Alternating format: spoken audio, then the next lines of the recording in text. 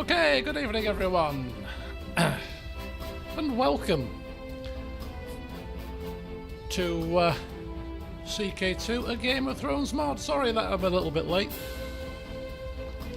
I've had an interesting afternoon.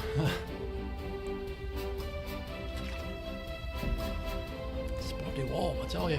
Absolutely. Ooh. Welcome Joe, welcome Hurtcupboard, welcome.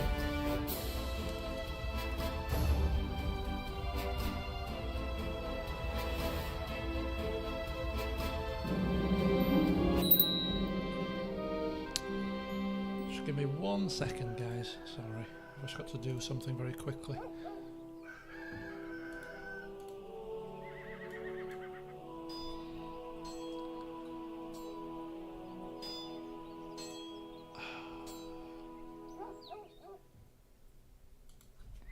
Just got to send a very quick email.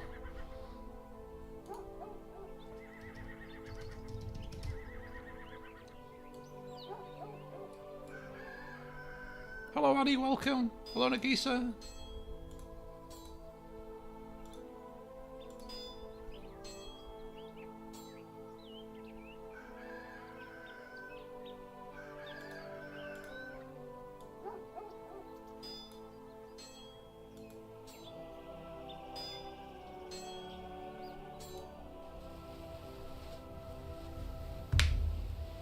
Right, hopefully that's the end of that matter. So yes, a bit of a... Where are we? Ah, there we are. I'm using the WSA and D keys. I don't think that's going to work on this game. Right. Let's change the map mode. There we go, back to that. And look at that, we've got a nice yellow Stormlands again. Feeling the heat, indeed. It started off overcast here, and then it started to thunder and lighten around about 11ish. Only very briefly, very short. And then it was overcast till about 2 o'clock-ish, maybe even about 2:30, 3 even, and then the sun came out, and it's still out now. So I went for a walk. But yeah, the reason why I'm late is one of the reasons why, because I was planning to sit in the house and do nothing, finish work, sit here, maybe I don't know, watch something, play something maybe, and then get ready for the stream at my leisure. And unfortunately. I asked at 2 o'clock-ish through the online portal. I asked my doctors whether my results had come back for a sample to see whether there was any bacteria in my stomach, which is one of the tests that she recommended, just to rule it out, you know, with all my gastro problems. And it's never been done, so she said, oh, it's never been done that, so we'll just check that you've not got any sort of bacterial infections going on down in your stomach region. So yeah, so I put that in last week.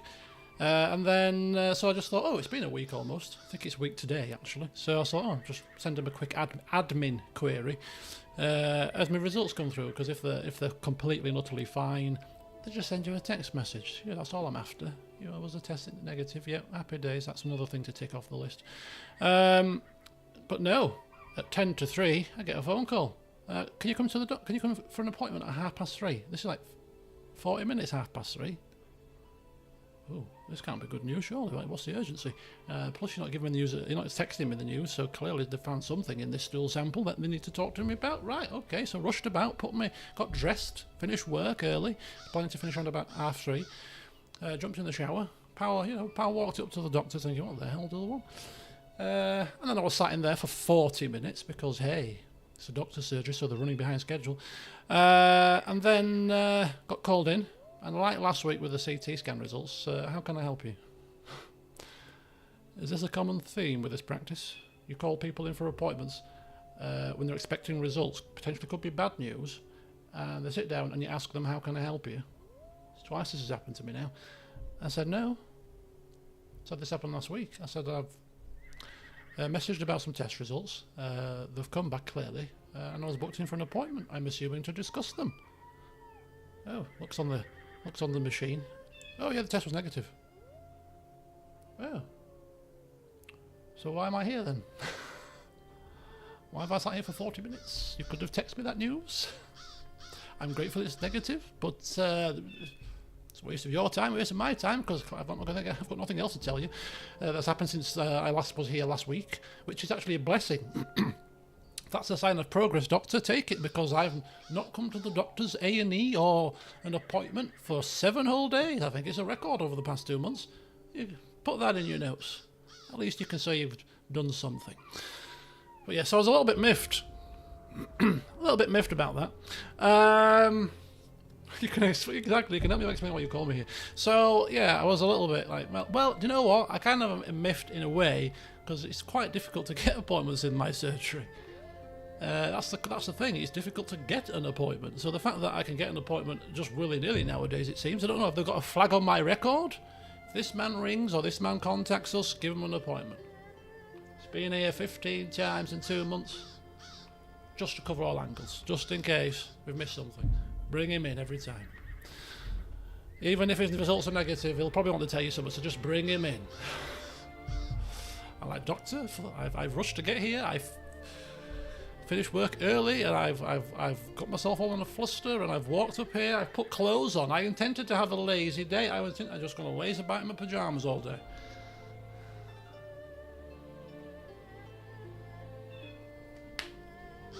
So yeah. But on the plus side, of course, it was a negative result. But you joke, Joe, you joke. So that's the one thing, actually. I'm glad I went in there. Because when I went in there, obviously, I'm in the doctor's surgery. He's like, oh, how you doing? So I'll tell you, doctor, I've been here.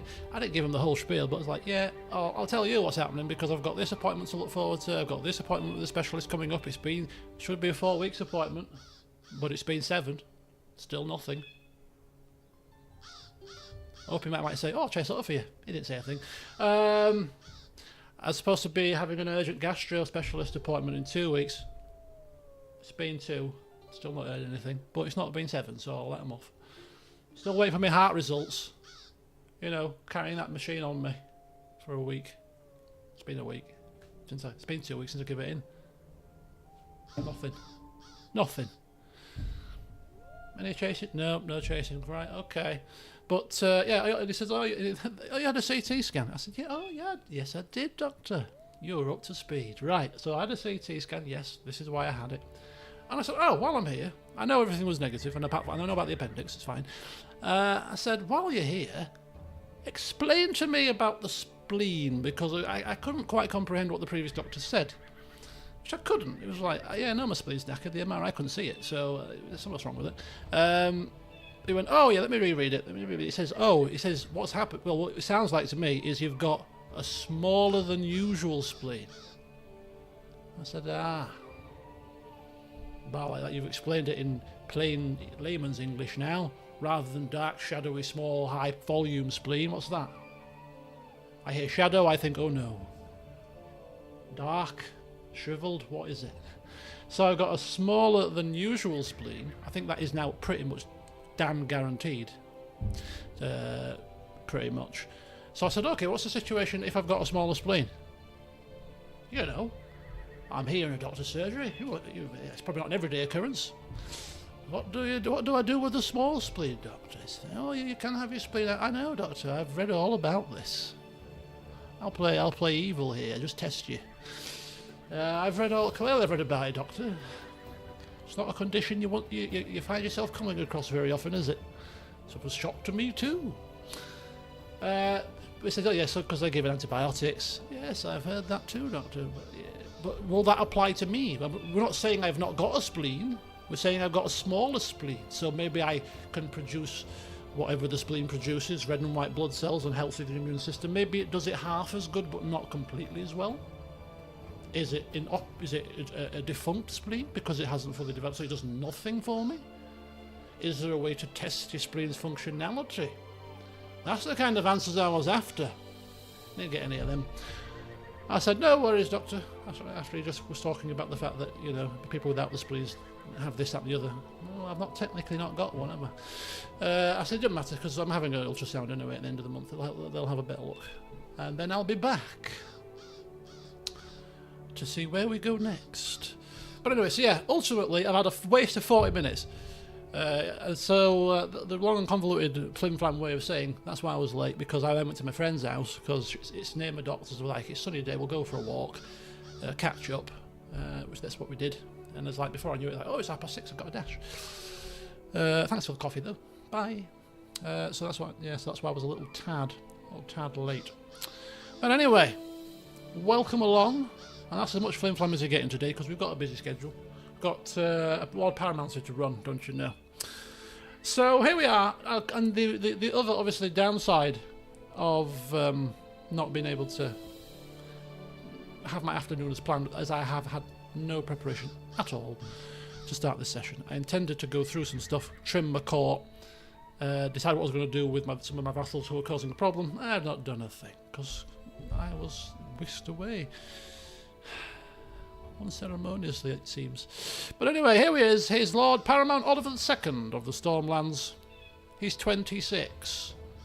He's 26 and he's ruled for, what, about 11 years? So he came into power as a child. Could be a very long-lasting ruler. But now that I've said that, of course, he'll be dying during this session.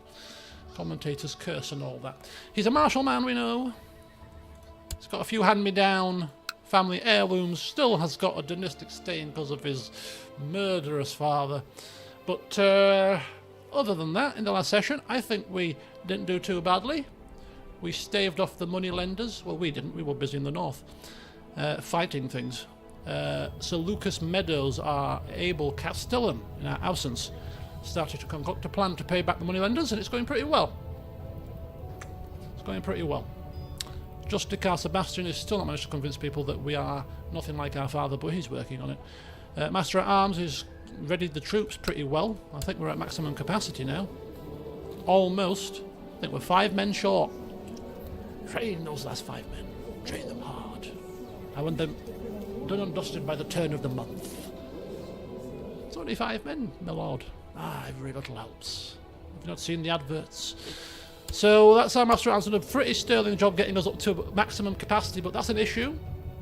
We're talking about sort of medium-term plans at the end of the last session. We were looking at perhaps we're one of the weaker Lord Paramounts in terms of troop numbers. So I think at some point, once we are happy with our stability, which might not be too far away, we need to start plumping some of our cash, some of our tournament winnings that we will win, because we're going to be different from our predecessors. Pump that into ways to increase our levy size,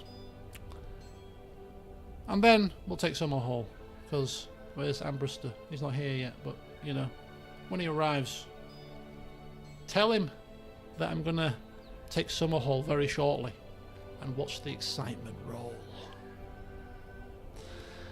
Divorcing wife? Yes, that should be a priority. Baratheon blood is not good blood when you've got a blood feud with them, is it? Nope.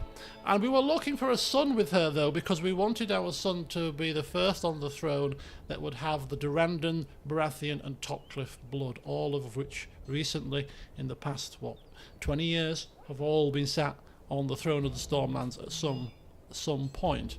So, yeah, that might not even matter, because we've got a incorrect succession plan at the moment. Kick her out. Look, he's here. Come on, Ambrister. Come on. You remember your task. How long have you been here, Ambrister? Out of interest, have you been here the whole time?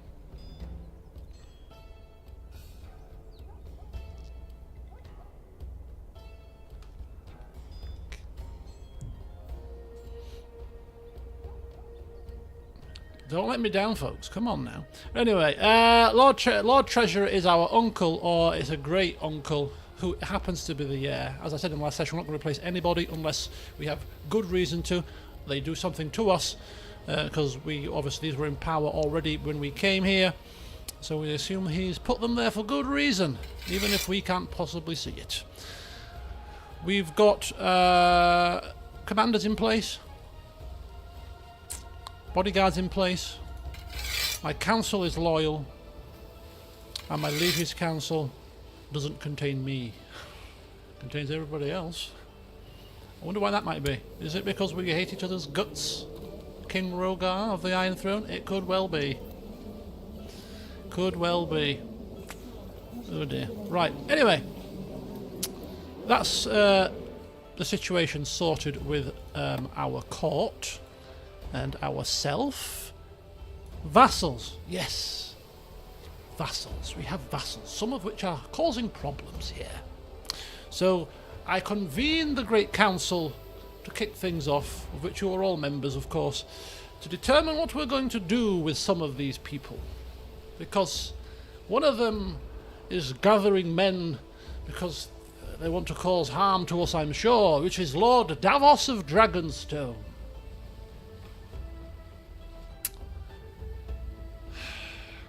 So he is a problem. A problem that we can actually righteously imprison should we wish to do so. And I think we need to sort things out round here. We don't want people thinking we're a soft touch. So we're going to have to decide what we're going to do with him in the immediacy. Lord Cameron of Bluegrove, our uncle, is not in the best of terms with us, never will be in the best of terms with us. And we don't know exactly what he's done, I don't believe, because we can't see what plot. Oh, we can. He's fabricating evidence. Oh, he's trying to fabricate evidence to convince me that Sabara Karen is a traitor, and because of that, we can imprison him too.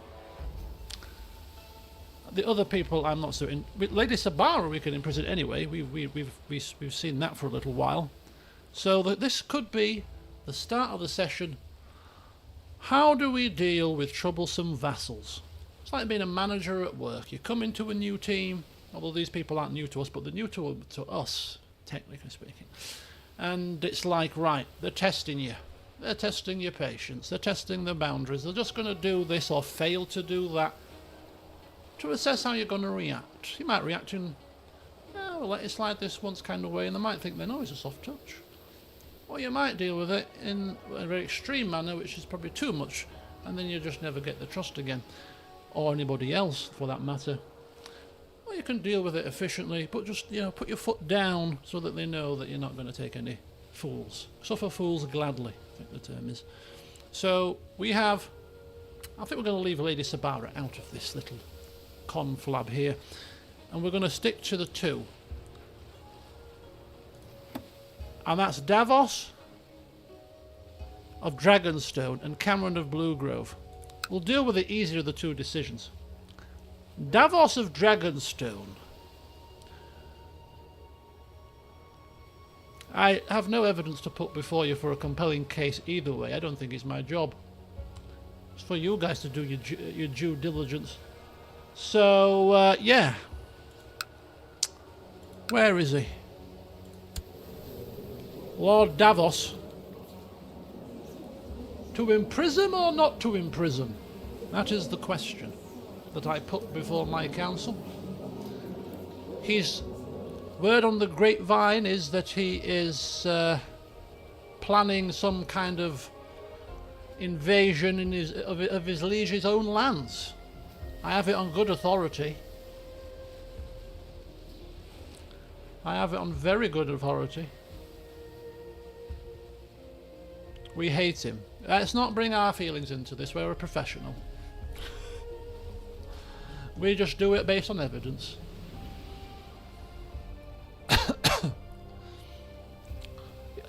Actually, look, he doesn't look like a nasty guy. He's brave, patient, chaste, but ruthless and greedy.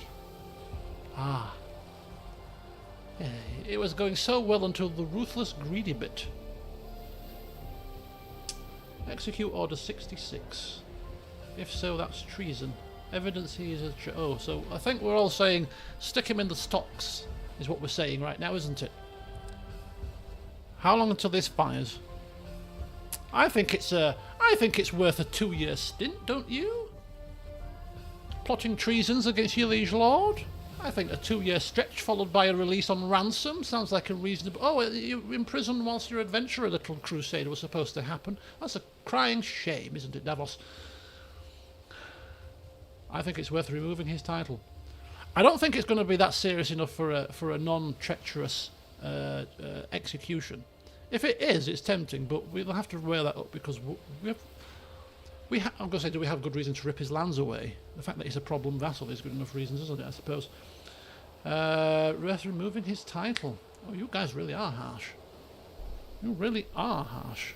What are our traits? Yeah, our traits are kind and benevolent, you know, gregarious and... No, we're not even kind, to be fair. We're gregarious and diligent. We do have a temper, though. We do have a bit of a temper. And it's just come to us. Very recently, in fact, it was probably just as I paused it, because it's 2 years to the day that this fires. So I reckon this event happened, and then we saved it at that point. So this is hot off the press news. My lord, I have bad news. Really? Nothing but bad news for the first 10 years of my reign. Hit me with it. Baratheon's causing problems. You have my attention. Which one? It's the one in the Dragonstone. In Dragonstone. Speak. I hear that he's using his paltry sum of money to hire men. And then he was going to sail across the sea and bring them raining down upon you. I have it on good authority. Do you now? Ah, isn't that something? Whoever's brought me the... I'm assuming it's my spy master. Elana Tockliffe, family member, of course. Thank you very much for the news, Elana. Thank you very much indeed. Head to the Castellan or the Justicar. Who's important? Who's ready for law? He was the Justicar. Advisor diplomacy. Chief advisor. He's the one that does the trial. Sign this off. Somebody's committed great treason against me. It's all fully legal above board, I quite assure you. So then, folks, we have spoken. Our first act of today's session is to imprison this man and see whether he escapes our clutches and rises up in rebellion, or goes meek and mildly into our cells for 2 years. Alternatively, may end up costing him dearer than that.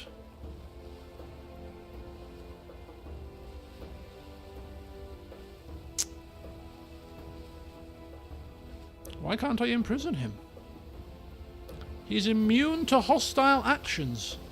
Is he in hiding? He's not at court. Where is he? Does that mean he's hiding? Where is he? You mean I can't imprison? We can't find him, sir. I don't know where he is. He's on Dragonstone, isn't he? We've looked high and low. You looked in every nook and cranny, every cave system. It's a rock. We can't see him. We can't find him. Which makes me more angry as we move on to the next person. My brother, my cousin. That's now ticked us off even further. Where is he? You know, he's classed as reigning at court. This is not... I don't know. I don't know if he's hiding. I don't know if he's in seclusion. Has he got any, like, maladies? Is he ill? No. This. Davos is not at court. A regent rules in their name. But he's not ill. He's down as reigning in Dragonstone. Maybe he's on, like, an adventure. Maybe he's, like, out adventuring or doing a task for us. For some... I don't know. He's off adventuring. How can this be? Wants to become Lord Treasurer. You're becoming anything if I get my hands on you, you foul vermin.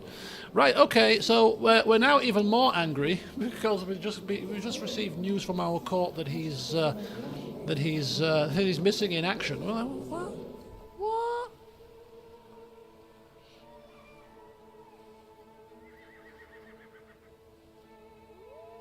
You want to go independent? That's a big step. It's a bit drastic at this moment. Storm King and all that, I suppose it could be a long-term goal. I think before we get into any realms of doing that, we need to enact the first plan, which I said at the start of the session, which is once we've got this all stable, we're going to look at increasing our levy size, because we're one of the weaker weaker Lord Paramounces. If we can increase that, notch ourselves a couple of alliances that we would hope to cash in on, then maybe, just maybe. So yeah, before we get ideas of grandeur here, and as somebody that's, I thought we're not patient, are we? I was looking at the other guy. We are ambitious, so I don't think it's beyond the realms of possibility that in this man's lifetime he might want to achieve that. But I think certainly not in the short term. He's 26. Let's give it a few years of stability. It might be, if he lives long enough, it might be interesting end to his reign, because he may want to become known for doing something. So what that something is going to have to be quite something that is a Lord Paramount. Could be interesting, we'll see. But yeah, members of the council, I now switch to Exhibit B.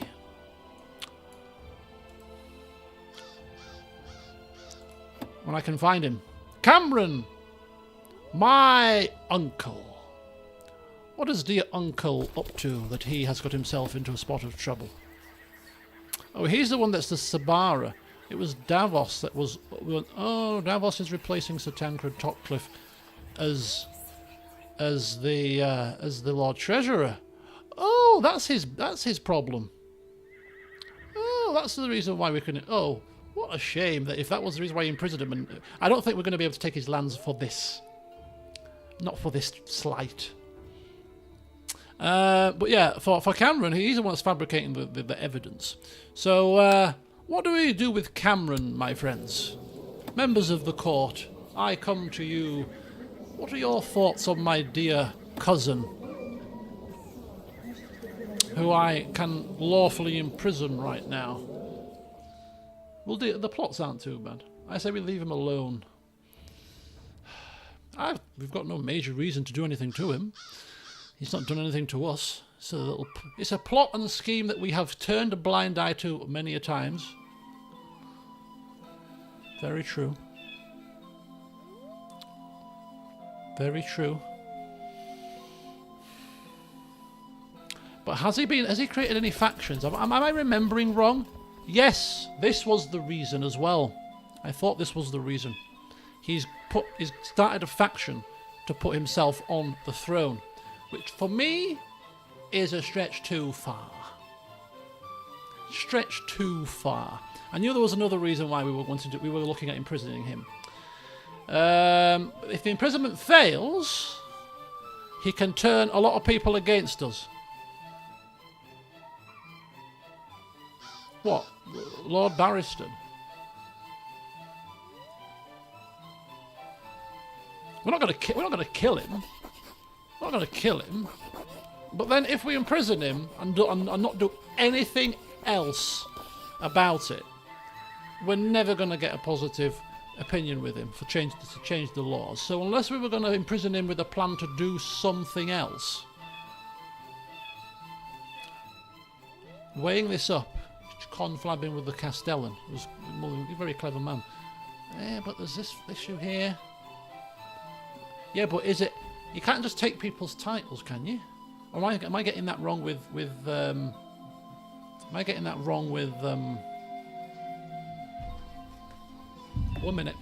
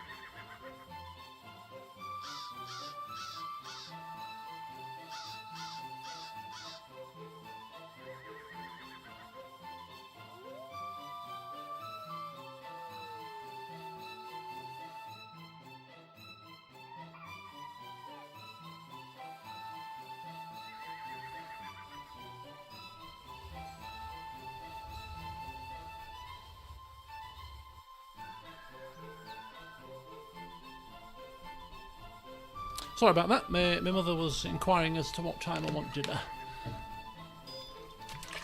Which is interesting because today I have marked as the first day of me getting back to normal.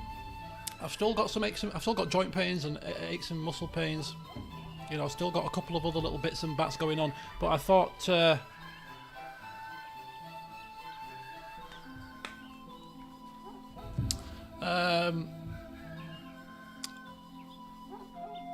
you know, so, but I'm feeling much more well. I've got things in place to just hopefully cross off another couple of bits and bats. But I thought today's going to be the day that I'm going to get back to normal. So, normal is me, obviously, exercising again. I've exercised one day in the past 2 months because I thought I'd give it a try, and my shoulders were killing after. I was like, no, I'm not ready yet. So, and it wasn't until I was doing it anyway. So I made the plan last night. I got my whiteboard filled with all my tasks today. Clearly that went awry when I got a call from the doctors. But I'm not going to book a holiday until I've literally gone through the system, because they ask you, are you undergoing diagnostic tests for stuff? And if you say yes, combined with my blood clot situation, poof, the insurance price will be through the roof. I mean, some of them ask if you've had diagnostic tests in the past 12 months, so I might still be screwed anyway. But anyway, so I thought, no. After playing football yesterday again and running around that field like a sloth, I thought, nah.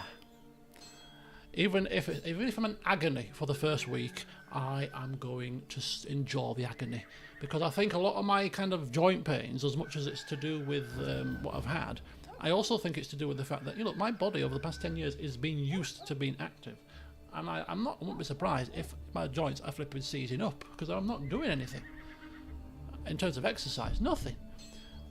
My friend and my neighbour looked at me as I was walking out in skinny jeans, because it was the only set of jeans that was clean. And I don't tend to wear them anymore because like, I tried them and I'm like, you know, I don't like these, a bit too skinny, like leggings. But there's nothing else. I had to rush to the doctors.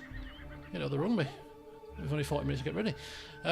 So I walked out and my neighbour and my friend went, oh my God, look at that, you look very thin.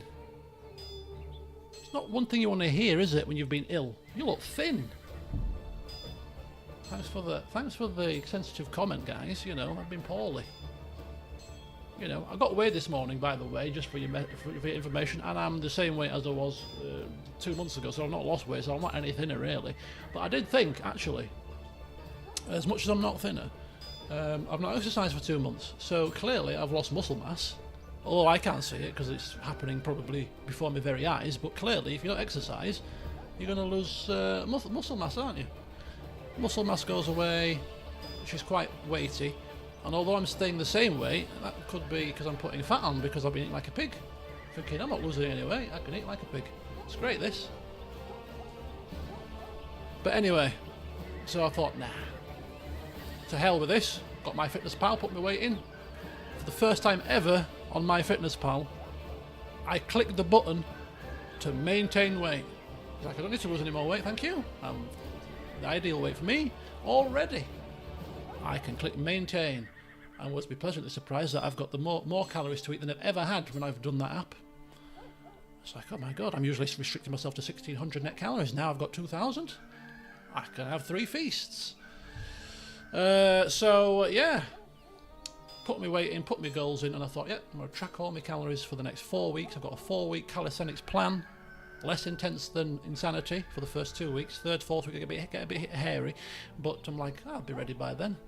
But there's less jumping, less running around like a maniac, and it's more resistance-based work. So you're still getting a good sweat on, but you're not jumping and getting your heart rate all aflutter too much, and you're putting pressure on your joints when they're already a bit painful at the minute.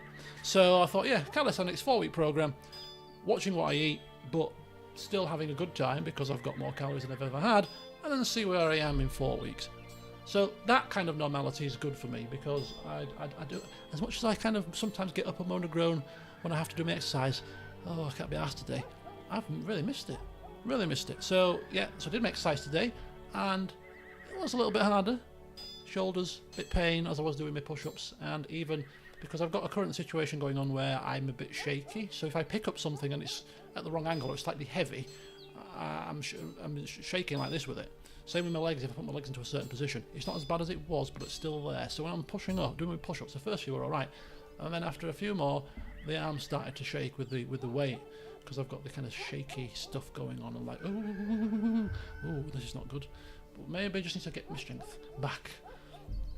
I don't think it's that at all. I think there's clearly some kind of issue going on still with the virus that I've had, but we're going to power through this. It was only a 10-minute exercise, so nothing too strenuous, just a nice gentle ease in. And all the exercises this week are about 12 minutes, so it's just nice and steady. Nice and steady. Football, I thought, yeah, back to football, hopefully 3 times a week. Let's get back to some football. I need cardio fitness. I need to be running up and down that football field regularly again. Not once a week, once every 2 weeks, because it's cancelled all the time. We've got a game tomorrow against a really good team. Yep, I can get running around. It's warm. Let's just bloody go. It's cancelled.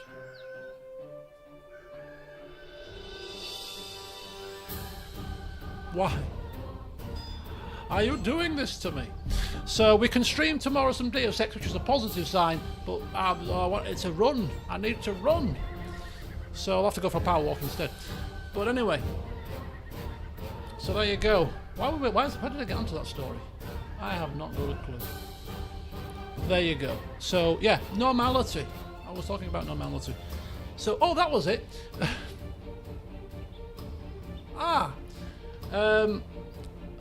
And part of that, I was thinking about how I do certain things. And obviously I've got a digestion problem. Until I see my specialist, I don't know what's causing it. Every organ is fine, every level is fine, every test has been fine. But still, did I not wake up this morning? Interesting point. Sorry to bore you, but you know, you're my outlet. I don't mention this to many people.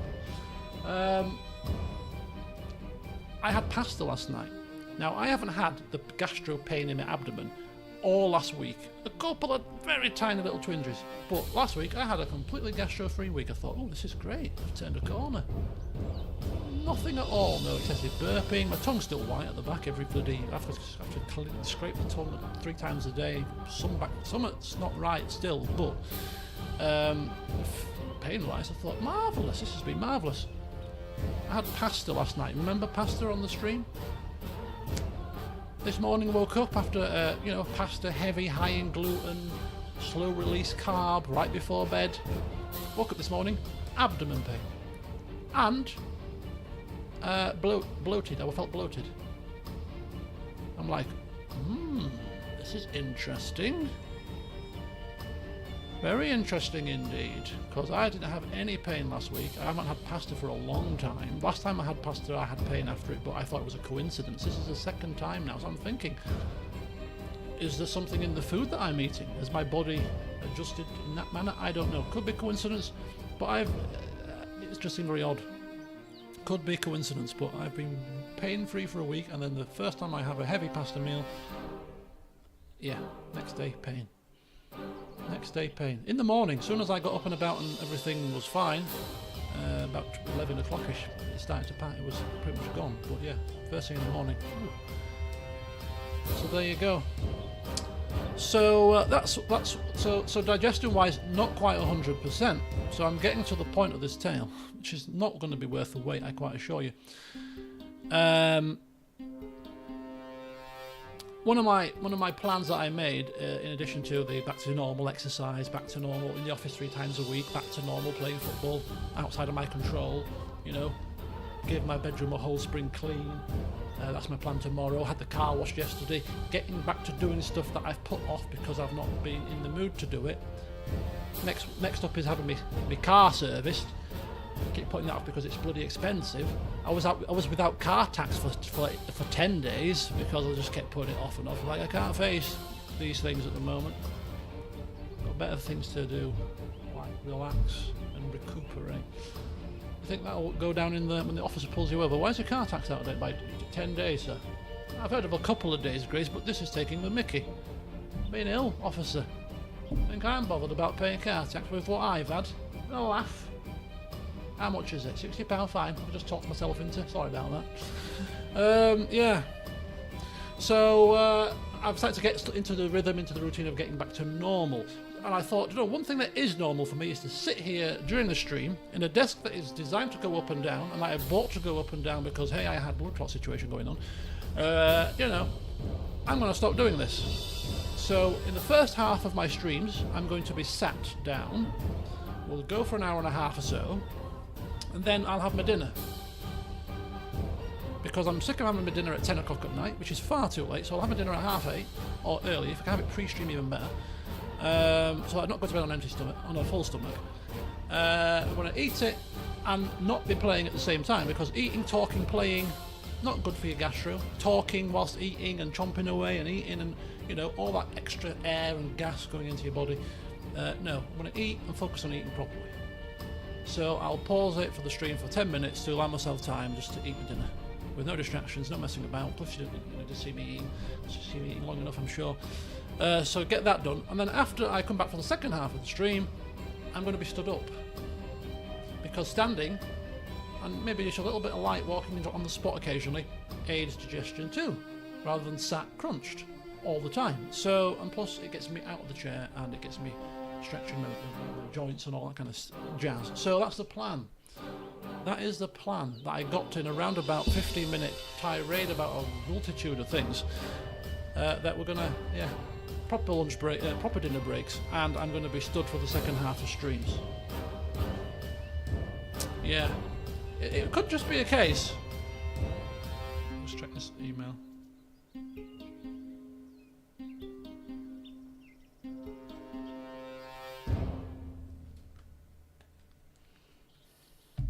So, yes, that is the plan. So in the north, Trident, I think they are worshipping the old gods, are they? Yeah, still some old gods worship going on here.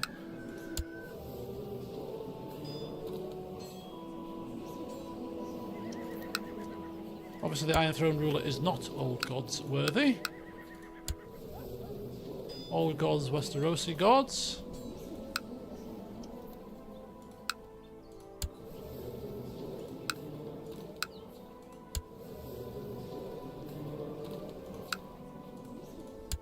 Still quite a lot, I think is, yeah, still quite a lot there. Show the map mode.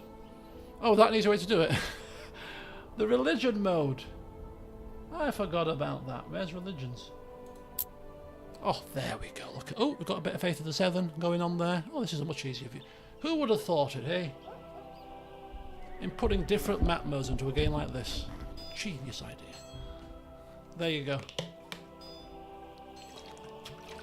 I like that. The beleaguered north. A north in disarray. Can't even hold onto the wall anymore. Right, anyway. There you go. What were we doing? We were determining whether we were going to put Cameron in prison. And we were just getting over the table with our Castellan. And that's what we were doing. And then we said, do you know what? Nah. It's too much hassle. If you're going to imprison him... But then somebody said we could take his title. And I asked the question. That was it. I asked the question. If we do imprison him...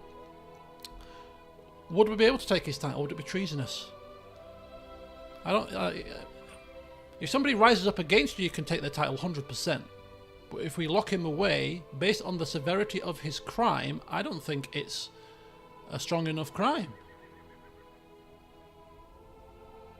Is my thoughts on it. Plus, as somebody said, there's a risk of him bringing further men. He's already in a faction. He's already in a faction as well. We're trying to get stability here. We could tear the Stormlands into a civil war here, which we're ready for. But moral judgments is great because it's roleplay. We're not roleplaying for game mechanics reasons. It's for moral judgment. But even understanding the nuances of the fact that he could rise up against us, is a mechanic, but it's also would factor into our conversations, would it not? Because this could happen. He's you know, he could come with some friends. I don't think he's got any. You know, what's his standing with people? Is he a well-liked person? Where is he? There he is. You know, Cameron. He's a genius. Probably prone to a trick or two up his sleeve. Not got many friends though. A few little marriage ties though. Major packs, I suppose. 995 men, not bad. We need to show we are strong. We cannot afford to be weak. Oh, this is a tight one, is this one?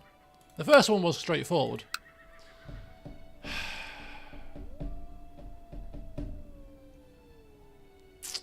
We're not early in our reign, though. We're early in my reign. He's reigned for 10 years. With old Cameron. Oh, I don't know. It's the fact that I don't know whether we can strip his title. And I know you're saying we can, but I'm not convinced we can. I've seen it in this game where you imprison somebody and stripping the title is still a traitorous act because the crime wasn't heinous enough.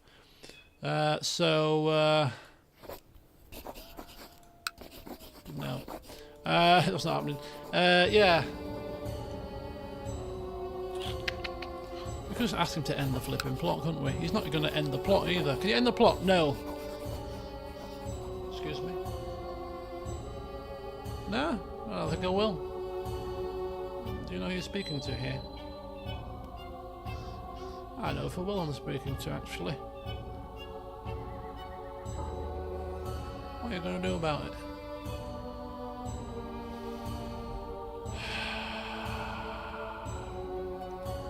How dare you?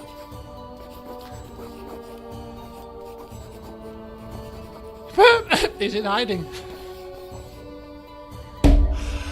Okay, so, yeah, I've mulled this over. Castellan, go get me Lord Cameron. I've decided, I've played the scenario in my head and he's laughing at me. Go and bring him before me. I've made my decision. Our Castellan walks back in again after several hours, maybe a day or two. Glad tidings you bring me. Sir Lucas, is my dastardly cousin locked in our cells, pleading for his innocence? Not exactly, my lord, not exactly. What do you mean not? What do you mean not exactly? I mean no. Oh. And might I ask why that is the case, Sir Lucas? I don't know how to put this. Spit it out plainly. We couldn't find him either.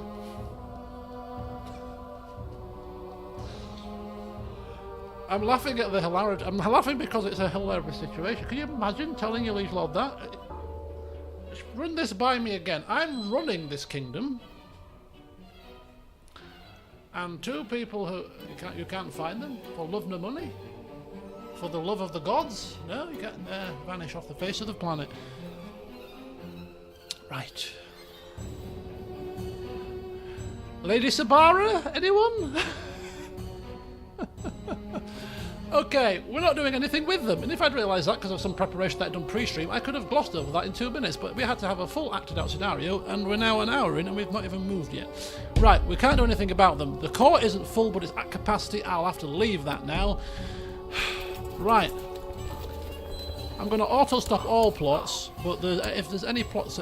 Somebody mentioned this one about what did Miles Craycall do to get so many people to back a plot against him. We're going to end plots automatically. We'll see who's left to be imprisoned, and then we'll deal with it. Right, attorney. No, our next port of call is paying off our loan, which is 266 gold. So we'll get to 300, we'll pay that off, and then we are debt-free and ready to plan for our future. So as soon as we get debt-free, we'll take a rain check, see where we are with things, and then we shall make plans for what we're going to do medium term.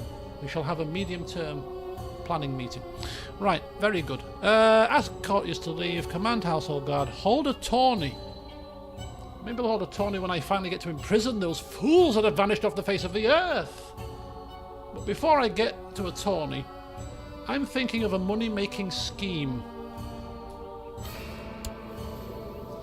We're diligent enough to conjure this up, and it runs in the family. I think we need a fighting man. A strong fighting man to bring forth to our court as a tournament specialist who we can reliably bet on for guaranteed profits. Our predecessors, apart from the man that was lucky enough to have the William of Goldhollow on his side, have made nothing but catastrophic losses when it comes to gambling. We are determined to be different. The more the merrier. The more gambles the merrier. This is the greatest house words we've ever known. When I heard it, it was like, oh, that's the best we've got. It sounds pretty decent. You know, we'll go with it. The more that things progress onwards, the more it's perfect. But why, my lord, have you slept with 3 women? When your wife, bless her, she's such a... The more the merrier. Now get out. Okay, next. Why are you so heavily in debt? The more the merrier. The more debt, the merrier. Means I've played them all like fools, because I'm not paying it back, clearly. Tournaments to gamble on? The more the merrier. But we're in hideous debt. I don't give a crap. So I'm thinking that's also on our list. So I think what we'll do is we'll just plan a plan for the session ahead. We'll hold a tourney when we've got some money, got a reason to celebrate, and got ourselves a combat specialist. But we're going to pay the loan off first. We're going to keep one close eye on Davos for when he returns from his adventures, and keep one eye on my cousin, because we are angry. Anything happens in the immediate 6-month period, we're a long time angry.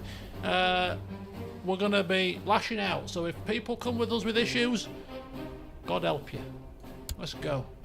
We owe a favour. We got a favour from Simon. Right, here we go. This is going to be a little end plot notifications. Okie dokie.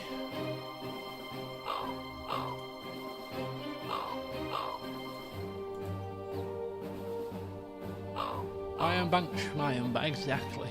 Well, it's not even the Iron Bank, is it? It's probably some tin pot. The Astapori Bank of Astapor. The big tall trees bank of tall trees. I mean, Elquist. Did Elquist come and name all your banks for you? In fact, do we know can we even see who we are in debt with? Can we remember from the last session? Repay the loan. Doesn't say, does it? Maybe we can go to the society screen and look at the banks. I don't know. Does it tell you if you've got a debt with them?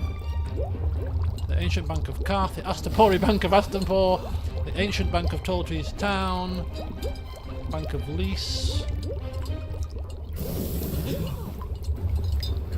Oh, so you can't use these banks unless you are located in those cities. So it must have been the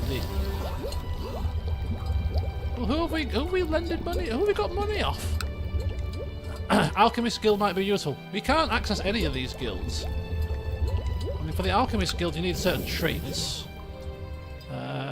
Which, if we become a lunatic, you never know. Your luck might be in. Right, anyway, let's carry on. Can we join? No, we can't join. What about... No, we can't join any. A lot of them require certain traits. They're all greyed out, so unless they're not, you know, they would come into colour if they were available. And we even joined a guild with Edric the Spider, and nothing fired. From memory, I don't think anything fired. So I don't know if we needed to do something to get things to happen, but we weren't privy to that information. Peace be with you.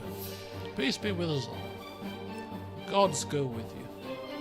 We have to invest in advance. You speak the obvious truth, Ambrister, but these things take time. Hence why we're having a planning meeting after we have dealt with these short-term problems. For that investment advice, for that medium-term planning. Oh, I thought that was my Tyrannus stain gone. Clearly not, but it's good that I know Joffrey of Griffin's Roost better. Thank you for your efforts. How powerful is Sunstone? What, the Dornish people? Is this Sunstone? Am I getting this right? Is this Sunstone? Oh, it would be Sunstone if he was there. That's... Oh, Sunspear.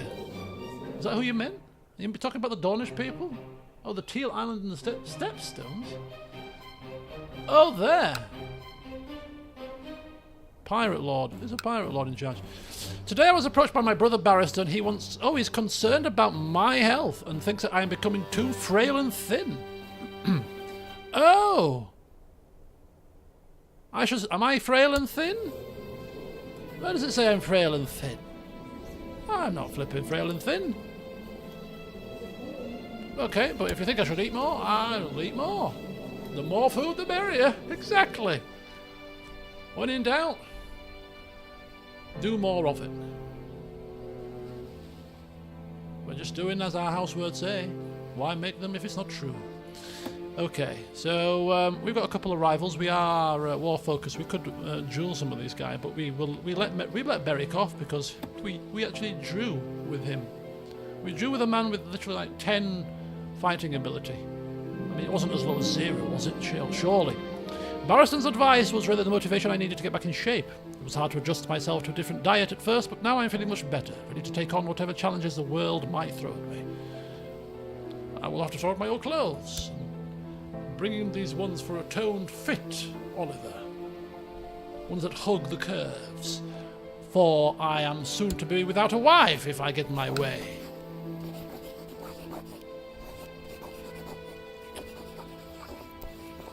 So we didn't give him a gift because the gift wasn't going to give us enough score to tip it over. I can't remember how much extra we got opinion when we give him a gift, but it certainly wasn't 44 points worth. So, and I seem to recall that this was lower than 44 last time out, so I kind of think we've lost something here. And it's now even less likely, unless we were to kill her. She's a Baratheon. I don't think we'd do that, though. I mean, we don't like her. She don't like us. She hates me. Is this a blood feud thing? She might kill me first. Oh, literally, it must be. So this blood feud is... Every Baratheon has a minus 100 opinion. Every Baratheon. Is that how it works? That's quite significant, actually. I didn't know that. Jesus. Oh, ooh. Kill or be killed? We got a blood feud. Oh, no, no, no, no, no. This needs urgent attention. Urgent attention.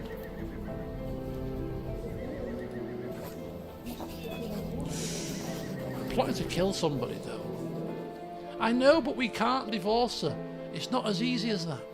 We need the opinion of the Septon, and we haven't got enough opinion. Unless you can think of other ways. It is necessary to kill her, because we can't divorce her.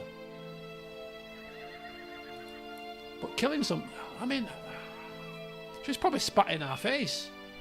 Spit on you and your house, Topcliffe. What, if you can't get rid of her, what can you do with her? We can't divorce her. We can't chuck her out.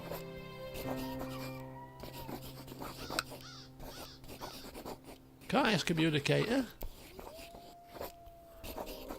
What do we do with her? The powers that be wish you on the Iron Throne. Send her head to King's Landing in the box. We are ambitious and wrathful. I don't like this kind of arc, but you know, basically we've just had this meeting, or we've just had this conflab, or this confrontation with the king, and then we go home to get on our wife.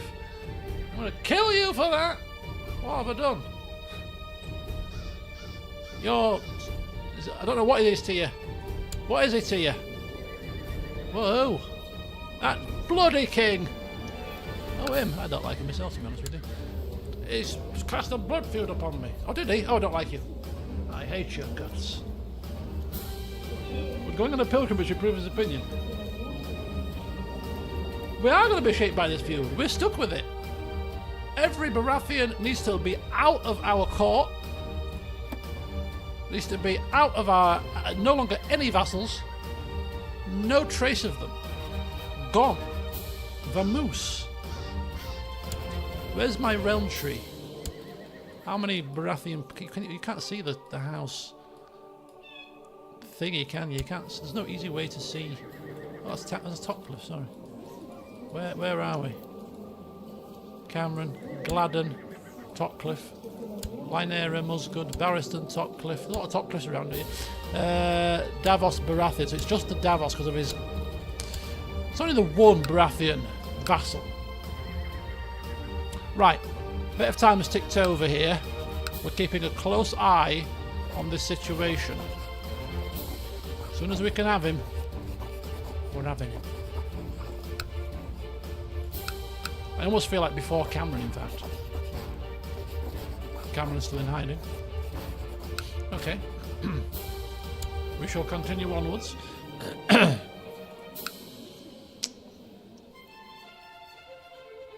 Oh, I wonder why I paused it. Yeah, okay, so wife. Plot to kidnap. No, plot to kill. Because I just want to see what the powers that be say about this plot. Powers that be say, not on your Nelly. Not on your Nelly, that's what they say. You're going to be stuck with her. I condemn you to a lifetime. Did you not hear the vows? Did you not know what you were signing up for? Come on now. You shall be stuck with her for all of days. Forever hating each other's guts. Enjoy. Damn emblastation! Soon as she does something remotely wrong, soon as she does any kind of treason, any kind of plot or scheme that gives me rightful imprisonment, she is going slap bang in the cell. The north of King... Liberation of the North. How many men you got, love? 20,000. We're not enough to deal with the king. Oh, I'm off. I'm off to the north again. On behalf of the king that hates me, can I resign? We're in a blood feud. I'm not going to do his wars. Put me out of command. I'm sorry, I'm taking an amnesty. I'm not going nowhere. I'm not going nowhere for that man. Having a laugh. See what he does about that. Storm's End. Shoo, that's good news. I think we're fully replenished now though, so unless we can get any more men than we've already got, I suggest that we turn our attentions to something else with you.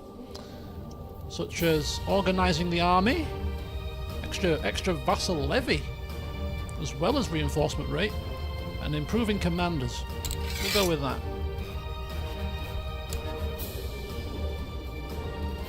Okay, we'll try and see what that does. Robert Caron died in the dungeons. And I'm no longer in command because I have handed in my resignation. You can keep the title, you can keep me as a commander if you want. I'm not coming anywhere. I'm not going anywhere. I refuse to go. I wonder if that, it would be interesting if that could be classed as a treasonous act. All Baratheons, or just all Baratheons hate Topcliffe? All Baratheons will hate all Topcliffe, surely. Is that how it works? Must be. Must be. There's an easy way to do it. There's a way to do this, if you bear with me. If we click on Lord Cameron and then go to explore character opinions and then find a Baratheon. Yeah, look. Her opinion of Cameron, blood feud. So it's all... Okay, so this blood feud that we kind of just glossed over in the last session is a lot more serious than we first thought. At least I first thought. Every Topcliffe and every Baratheon -100. Instant hate. Why? Because we've always hated them. Really? Well, as far back as we need to know. 100 years' time. Bloody two families that can't stand each other. How did it happen? We can't remember. It's over something innocuous, really. One of those things. But yeah, that is quite a significant event. I'm assuming that blood feuds can end, right? If we just go over with a bunch of flowers. Please forgive me. I'm so sorry I didn't come to your... It was really angry with us because we didn't go to his what do you call it initially. We didn't go to his coronation or whatever. mean, technically when they started it, but, you know, this was the final straw. You did not come to my coronation. I have held this grudge for 10 years, but I cannot hold it any longer. Our families will forever hate each other because of you. Because of me? Bring it on! 2 of my people got injured because of that, fighting in the streets. Typical, but it was just reminded me of Game of Thrones, you know, Ned Stark and the fight that broke out there. Right, anyway, let's crack on. We've got things to do. Like, pay our debt off. Keep an eye on imprisoning... the Baratheon has to go first. I ain't going to risk imprisoning my cousin in case that creates a ruction. Because if that creates a ruction, we're in civil war, we have to put off dealing with the Baratheon. No, we're dealing with the Baratheon first. No questions. And he's more interesting because he is just not at court. Well, get your ass back to court, you layabout. What are you doing? Clearly not running your court properly. Taking holidays when you should be slaving behind a desk. Come on. Right. Hello, ZX. Welcome. If Renly wasn't a lunatic, this would never have happened. Yeah, if he didn't... Yeah, if I seem to recall, Renly outlived many of our lords. like 3, 4 of them. He just kept soldiering on. He had the last laugh in the end. Bloody hell. Right. Invite plot. I don't do plots and schemes. Man. I don't do plots and schemes.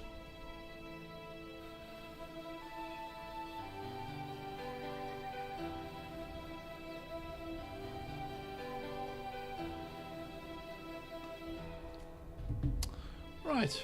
That was the plot to kill the king. I mean, we can probably still see that. Because it's a known plot, right? Oh, it's not. Oh, it's no longer known. But we can see what king. We can see what. Oh, because he's probably killing somebody in my court. I thought we would be able to see that, but we can't.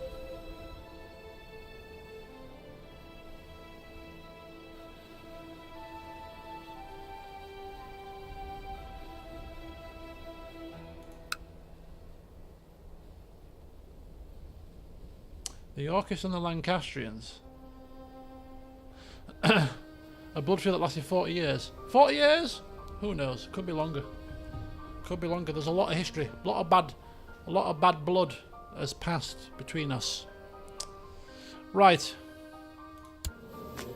Yeah, so we've got to keep an eye on him. If we make him as a favourite character, I wonder if it'll tell us if he comes back. We can keep an eye on it, I don't mind.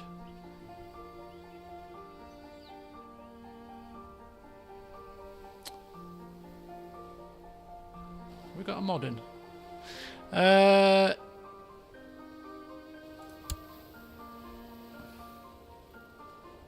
carry on. So we're going to go to 3. I think we go to 300 gold, and we'll.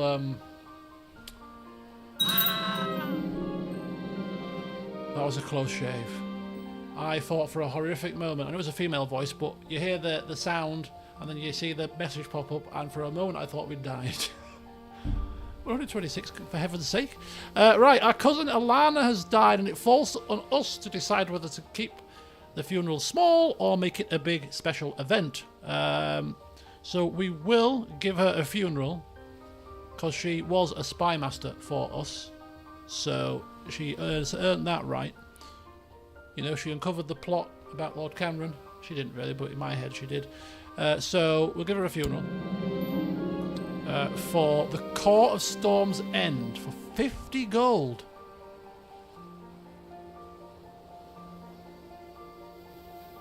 $30 gold, just the Topcliffe family. We'll see how she dies in a second. In fact, we better click her up now.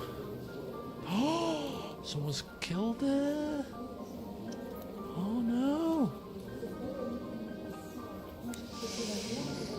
What kind of a spy master was she? Right. So that's 30 gold, that's 50 gold, that'll be 100 gold. I think just the court, 50 gold. We're earning enough money. It puts the debt repayment back a little bit, but it's fine. We've still got plenty of time to pay that back, and I think it's only fair and right that we give her a decent funeral, not just the family. It was probably a dirty Baratheon, you're quite correct. But anyway, she gets her funeral. And in the meantime, we need a new spy master who likes us. So Lady Tabara, no. However, Beverly, my dutiful kingswoman, the pest. Oh, she's got cancer, she's a lunatic. It's not a good idea. Right. We've got Ronard Topcliffe, keeping it in the family, is a cousin. He's got a good opinion, we've got a good opinion of him. He's charitable, zealous, you know. I mean, she looks like she could do a good job, but, you know, family. Keep it in the family. And he is scheming, which is perfectly fine. She might make a good wife pick. Maybe. We'll see if anybody needs marrying off. But anyway, we've got a little bit longer to wait now. Suspicious circumstances. There we go. Who could possibly want her dead? I wonder if they'd crop up under a... under a... under their kill list if we manage to find somebody. Who would possibly want her dead? That's a Baratheon.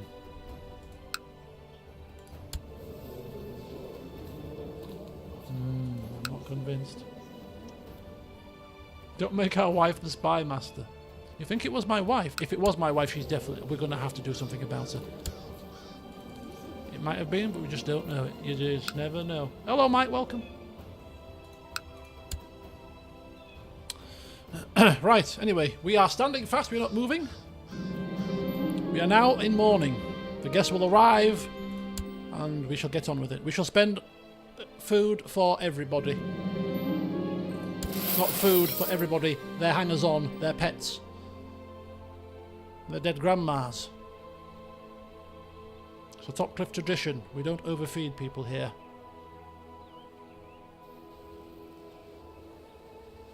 Maybe at a wedding it's different, but a funeral, no. We won't have gluttony here. So respect. Oh! What was that about wife material? What was that about wife material, Ambrister? She's a genius, don't you know? Genius kids, our first genius boy. She is rude, shy, deceitful, and trusting. Trusting and deceitful, kind of interesting combo. Rude and shy, kind of interesting combo. I'm shy, but maybe people take her shyness for rudeness. How are you doing? Rude. How very rude.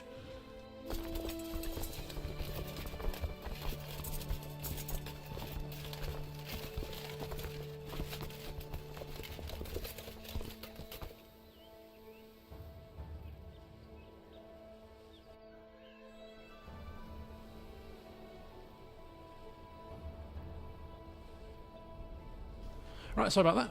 More conversation happening. Right, well, I think we need to make a move. The more the merrier, I think the saying is, and clearly we absolutely can't stand our wife. So we're going to make a move. And she's fair of face, she's got the most piercing green eyes, she's smart too. All I need to do now is understand how we can get rid of our current wife. Make a move. Oh, and we got up to a good tumble, apparently. It's good to be the... Oh, look, we've fallen for her. It didn't take long. It didn't take long. Look at that already. Look at that. Look at that. In the middle of the funeral. Of all the places. I will spend just enough on food for everyone. Show some respect. Meanwhile, leg over. What's that about respect, my lord? That's a great impression of doing stuff, isn't it? Wee, wee, wee, wee. What's that about being respect? Show your respects. That's one rule for the masses. That's another rule for the liege. Dear me. Sir Oliver. You naughty boy. Oh, we have gone up in terms of our number. Because of the Castellan's the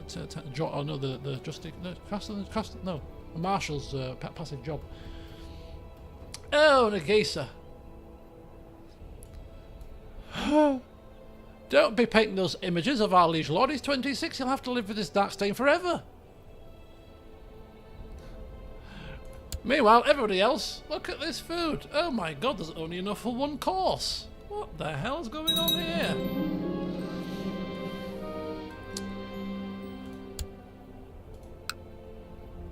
La-di-da-di-da-di-da.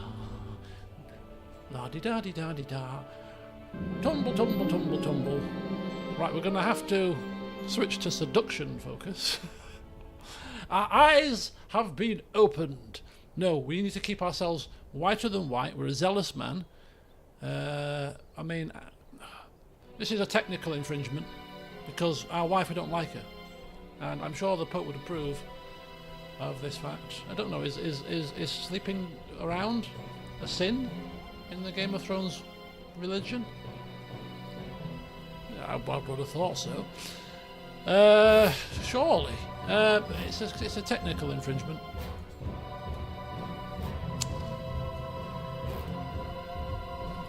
Can I divorce her yet? Please! Please, your holy high... You'll be dead soon. Holy high septum, please, I beg of you. I can give you 15 gold. Well, that's swayed for you. No, I'm not easily bought like that. This is a divorce we're talking about. A very important pact you have made. Yes, but you've heard about the whole Brathy and Topcliffe thing. You've heard of it. It puts the damper on the old marriage front, doesn't it? When you're married, the very family you're sworn to hate. It's not my problem. You have to work it out. I'll have to work it out, will I? I'll have to work this out, apparently. Anybody? Anyone? Please, help me out here. Bloody hell. Poison her food at the feast.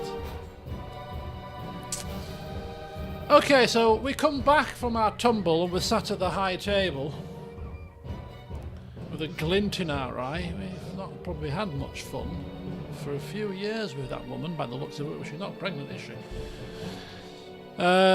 We've not liked her for a while, actually. We were in negative opinion before the blood feud. So now we're back. We're being pestered. A bridge in Logres town has been... Oh, this was her last bit of work to us before she popped her clogs. She was working on this. It's been destroyed by a storm. Betars their petitioners from... I forgive these fees. No, the fees must be... Do you know what?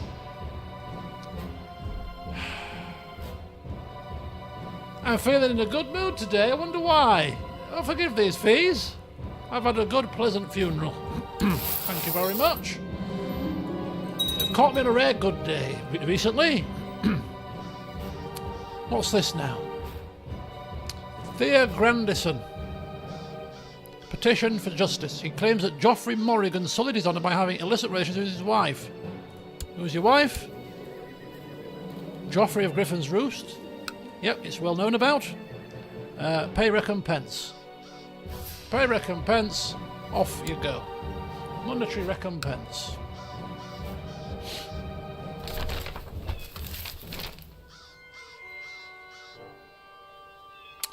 And so it is done.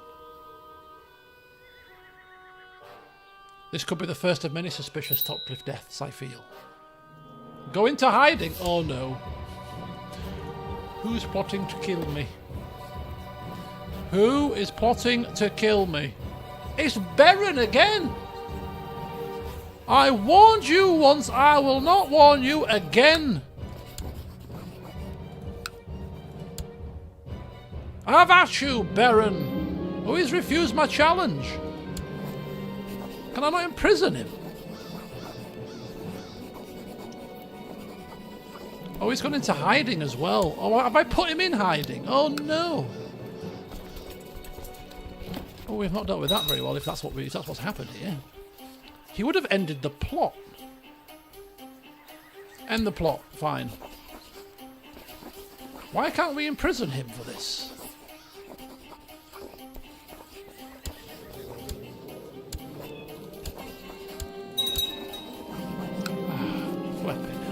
End the oh God.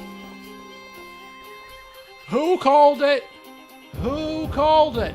If this is a boy, I'm having him as a bastard legitimised.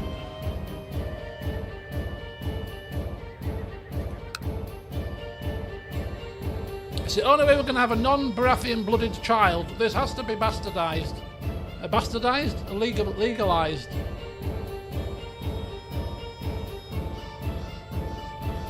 Certain music in this game, right, has been really good. You know, I like the themes from the 5th Crusade, what was it called? The Holy Fury expansion. I like a lot of their music. And this music is I think this music is to do with the mod, actually. I think this is mod music, if I'm not mistaken. And I've heard this play many, many times. And not thought anything of it. Until the last session. And when I was setting up for the stream, this music played quite often. And I think it's pretty good. It's quite, you know, it's dramatic, but it gets you right into the mood. Okay, so my lover is pregnant. What wonderful news! Non-Baratheon baby who I can bring into the fold. Please be a boy, please be a boy. I mean, it's not good for the boy. He's a legitimised bastard. People always look down the nose. I don't care. This is great news. We shall bring him up, nurture him. My wife will hate every second of it. She'll probably kill my lover and the child, if she could. Strong hands joining factions that you support. No, because that's the only faction I'm supporting right now is the one I'm being forced to support, which is to support the king. Right. We're not ready for the council meeting yet for medium-term planning. We're waiting until we get our bills paid. We're waiting to see if we can imprison this man. Nah, still away. We're waiting to see if we can bring a fighting man in. All this has to be done before we plan our medium term.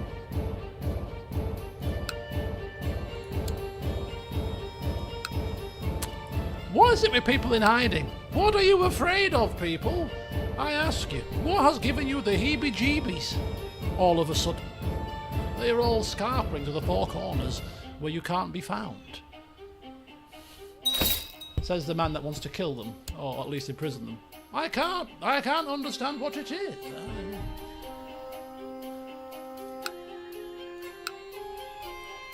The mind boggles here. Oh, anyway, I'm not going into hiding. We'll have to ask him to end the plot. He's not going to fight us. We can't imprison him. Why can't we imprison him? We could plot to kill him back. Can we? Oh, we can ask. We can ask him a second time. I thought you can't ask more than once if you've. Maybe because he rejected. I don't know. We'll just. Okay. We were that angry. We probably wrote to him again and insulted his mother. And that got his attention. Oh, this is the wrong fella. Oh, this is the wrong guy. Oh no, I got confused. Because have you got the same name? You can't have the same name, surely. What happened? Oh no. Oh, it's Beric and Baron. Oh, that's what confused me. Sorry, Mr. Baron. You hopefully can't fight. Just bloody hell. Could you imagine if it was 100 fighting ability? That might be a reload situation. I'm just saying. Right, anyway, Master Baron of Mallow Beach. You have insulted me. I've heard you on the grapevine. I'm reluctantly dueling you. I thought you were somebody else. Can we get out of this duel? No, it's legally binding now, my lord. Oh, damn. Uh-oh. We're circling around. We're scanning him for signs of weakness. Now this time, we're going to attack with force. We're going to channel our inner faith here for this one. We maintained a defensive stance last time. It didn't end very well. So this time we go forward. We go honourably. But he uses every dirty trick to try and take advantage. He attempts sly kicks and cunning trips until he sees an opening to strike with his maul. No, this is not happening. This is not happening to me. This is not happening. Defend yourself, Oliver. That armour better be good. That gold hollow armour that's probably got a bit of rust on it now, unless it's been polished lovely, you know, over the years, better withstand this maul.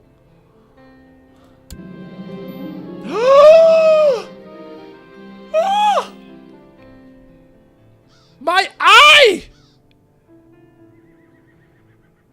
Oh my god! I have to yield.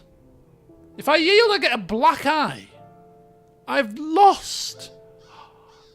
I can't yield. We have to. I get a 50% chance of wounded. I roll to dodge the final blow. The more the merrier. I can't yield. I cannot yield. As the Lord Paramount. It's either you die or you don't. I can't. No chance. Are you having a laugh? Yielding to a master of a town. Little mare. With 25 fighting ability. Oh, this is a misclick as well. Oh no. Would it make great drama? In our anger, Beric has refused to duel you, my lord. Beric? Who's that other fella? That's Baron. Oh, bring him to me instead. I need to fight somebody. Are you sure? Sure. Yes, I'm positive. Right, okay. We're lying on the floor, flail lashing towards my face. Flashbacks. What the hell?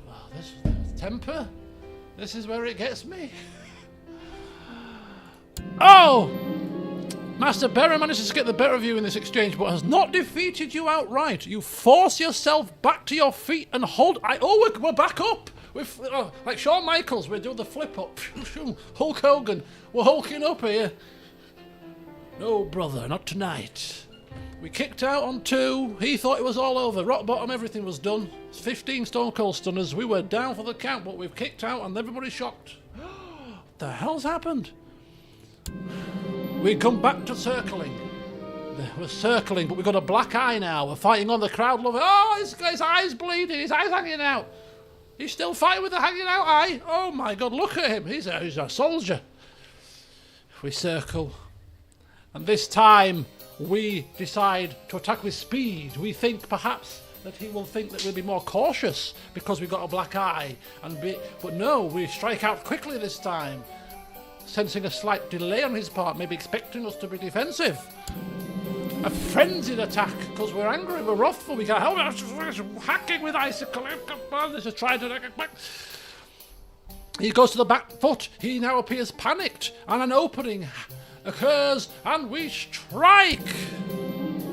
Despite getting the upper hand and gracefully injuring him, I could not land a finishing blow, and we both retreat, and we declare it a draw. Have you got a black eye though, mate? Not a black eye to be seen on you, is there? Whereas me, I look like I've done 10 rounds with somebody famous in a different realm. I mean, look at the state of me. Jesus Christ. Embarrassment is not even in it. I think, Lord Paramount Oliver, when it comes to dueling people, you should perhaps retire at 27. It's not ending well for you.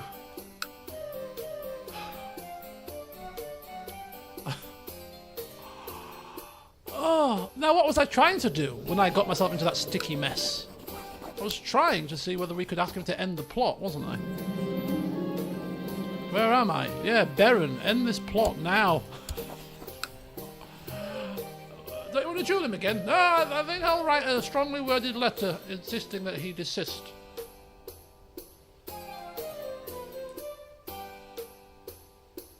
It's not time yet, is it? After years of careful planning, Davos Baratheon has raised a large army of exiles, mercenaries and hopefuls, clearing it. Oh, that's why he was absent. He was absent gathering men. for this thing to happen. But now he's returned with the men. Was it just me, or was the king's portrait next to him?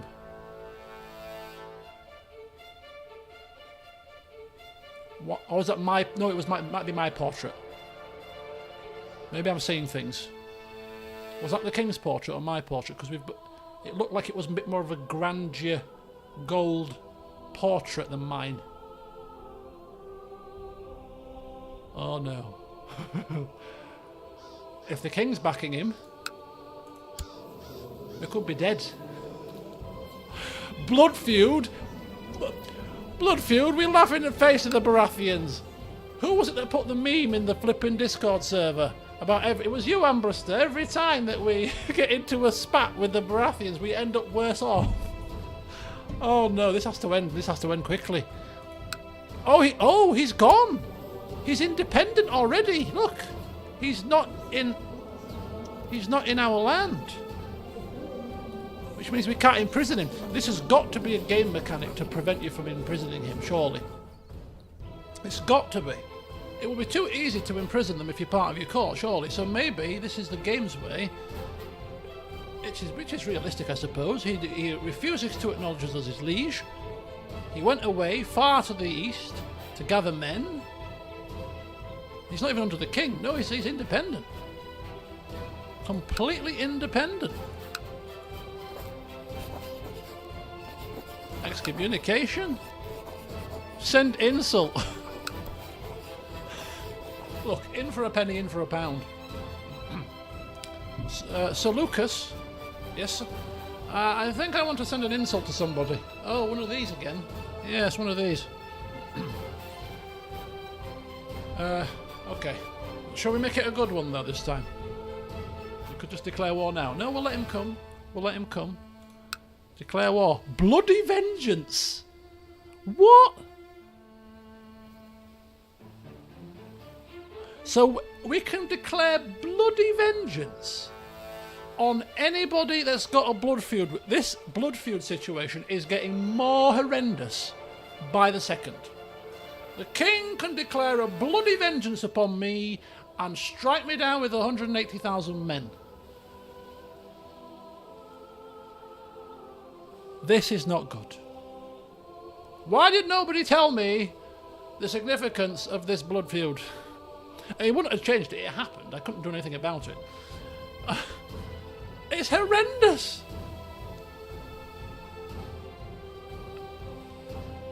All this time we've been mocking the Baratheons, or mocking our relationship with Renly, saying, "Oh, look at this! The Baratheons always cupping you at every turn." Even Lady Maris was at it. And now we have it officially. 10 times worse. Right, claim Dragonstone for somebody else. Right, we're not going to blood feud him. We could imprison him, though. And does he have any allies? No allies. So, but the king could ask us to stop. Breach of the peace, remember? But it gives us a chance to imprison him. Gives us a chance to imprison him, which means we can deal with him. He'll be in the cells for his little uprising. It's tempting, actually. Declare bloody vengeance. Oh, of course he's not in the realm. Oh, even better. So, bloody vengeance. If we win, he's imprisoned. All Baratheons in Dragonstone will be taken prisoner. Lord Davos will pay me money. I will get prestige. That's if we win. We're not losing, of course, so it's obviously winning. We'd have to pay him 336 if we lost. Jesus Christ. Davos's realms are returned to him. So we don't get his land, though.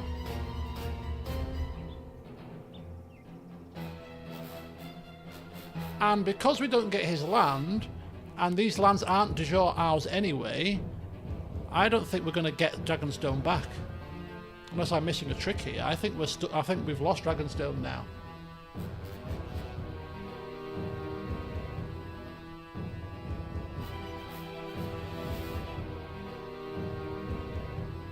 Oh, yes, of course, if we lose, his realms are returned. But if we win, he's imprisoned, but it doesn't say that we take his realm, does it?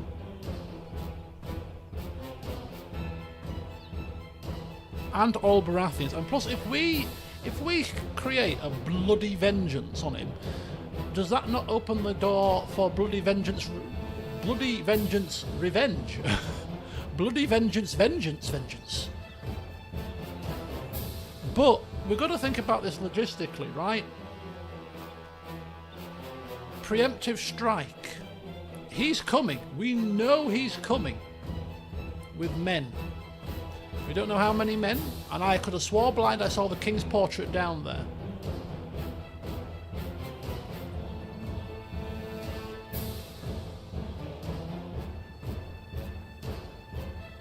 So is this getting ahead of the game? Cutting him off? If we imprison him, by the time the adventurer thing fires in a year's time, if he's imprisoned, does that definitely cancel his invasion? What do we reckon? We don't have much time. We've got a year. We've got a year. And don't forget we've got to get the ships over there. There's a bit of a logistical issue. Can't invade from a cell. This is a very interesting situation. I'm kind of tempted to do it. But the way that things are going, I'm kind of thinking, I'm saying that, and things will go to absolute bloody mess, you know. Shelley, we're still alive, bear with me. I'm just going to tweak my camera. It's getting a bit darker now outside.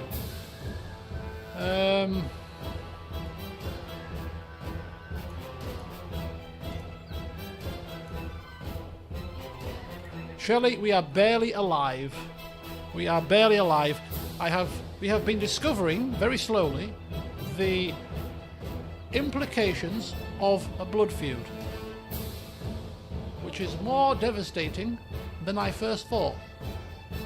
And we almost died. As you can see, we've got a black eye because we duelled somebody in a fit of anger and got a black eye out of it. Almost was defeated, fought our way back to a draw, but it was clearly a messy affair. Much embarrassment. Yeah. You're all calling for war.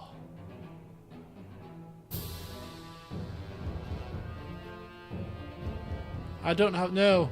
We've been figuring it out as we go along. So we figured out that every Baratheon has a massive hatred of every Topcliffe. Not just me, every Topcliffe hates every Baratheon and vice versa. That in itself is a major issue. The second major issue is you get a new Casus Belli, which you can wage against any Baratheon ruler, likewise reverse, without any penalty, and just go at it, hammer and tong. The king's a Baratheon, by the way, so if he wants to declare bloody vengeance upon me, goodbye me. Seriously, goodbye me. And there I was laughing in the king's face. Bring it on, we said in the streets whilst our two protectors were getting injured. Bring it on! Bring it on! Oliver, you fool! Could you keep your mouth bloody shut? Could you just go and bend your knee and apologise? No, oh no, not me. Mr. Temper Tantrum. Right, anyway.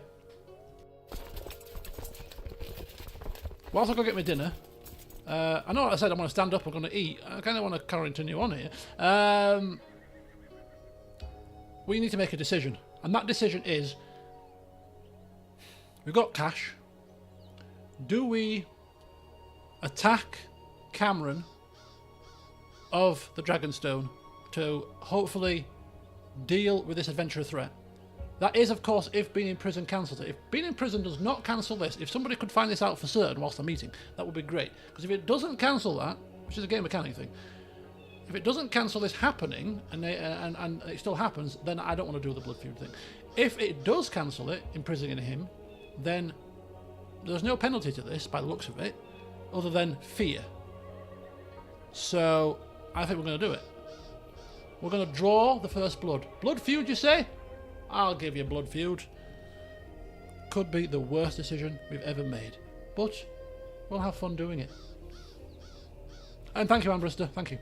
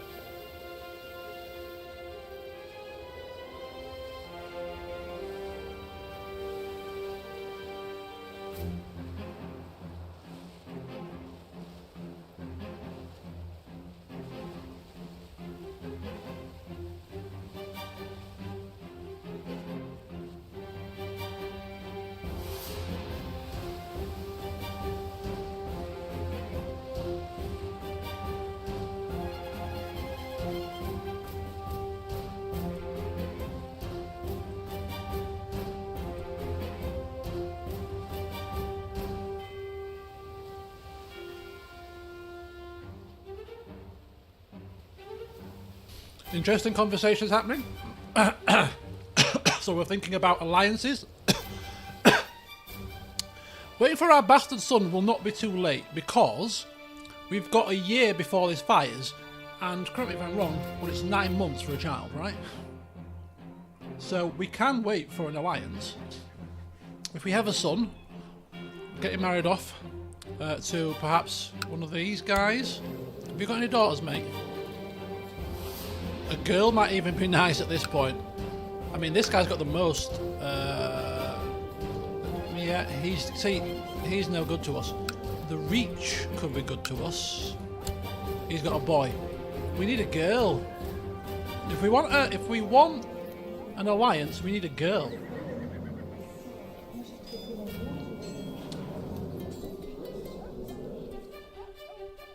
True, but if we anyway, what do we need a power? We don't need a power. We're taking on bloody Dragonstone here with 1,000 flipping men. What do we need a powerful alliance for immediately? I was thinking about this, but this might not. This is not going to fire if we go to war, is it?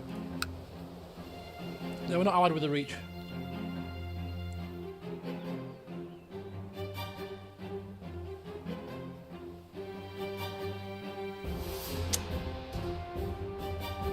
We haven't got an alliance with the Reach. It was with the Westlands.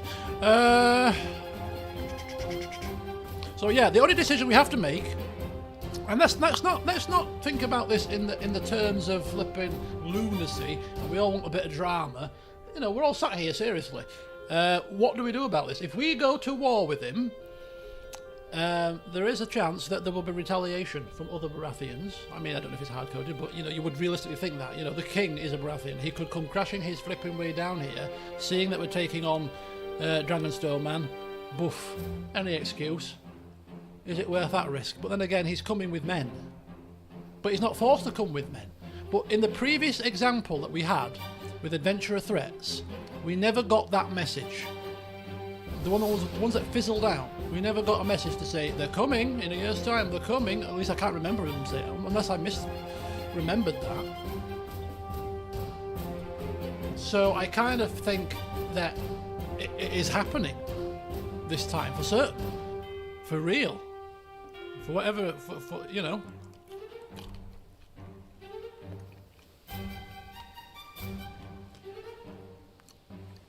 She's independent, the king can't interfere, I get that, yes, that's perfectly fine. But, oh, Shelley, I didn't get your reference. I'm looking at what you said and I thought, I don't understand what you mean. Have I missed something? And then somebody's mentioned it, Joe mentioned it, okay, yes. That was too many layers too deep for me to understand. I get, when it comes to my humour, direct humour, toilet humour, is my kind of stuff. Yeah, Riverland's out question. Out of the question. We ain't got that much time. Okay, right, folks, come on. Speak now, if I ever hold your peace. See? Not all of it, you see? Just like with your bloody cold reference yesterday. Cryptic man. Oh, I've unpaused it. What am I doing? Sure, no, it's not be unpausing it. I've got things to consider. Calamity cats. Okay. I think...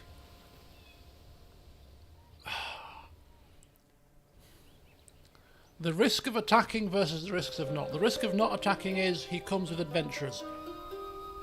But that's not certain.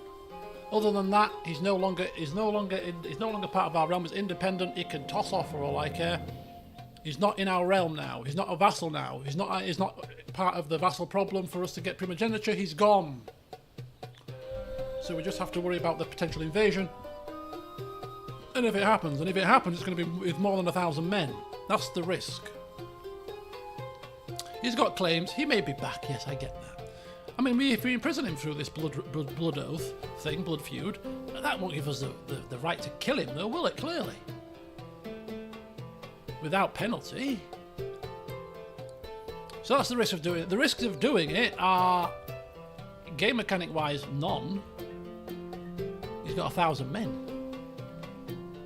Unless there's something hidden that you've done a blood feud against them, they're gonna come for you now, boys and girls. So we're gonna save it. Not that I don't think there's any game mechanics issues here at play, but just in case I've misunderstood the casus belli or something like that. What are we on, LP20? What, 6? Okay, LP26. Yes, I know. I'm not talking about the king joining in. I'm talking about technically down the line if the king decides he wants to rage a bloody vengeance upon me, because he's a Baratheon and I'm a top cliff, and if I can do it, he can surely do it too, without batting an eye. I know it's probably not a thing, but you never know. Stranger things have been known. The king suddenly, within 2 years, does the same thing to me. That's what I'm worried about. He can do that any time. Exactly, he can. Exactly, he can. But, thinking about it from a roleplay perspective, Ambrister, it would be something we would be worried about, clearly. This war would be folly. I don't think it is folly, though. I think the thing that makes it less folly for me is the situation with the adventurers. What's the matter? Oh, okay.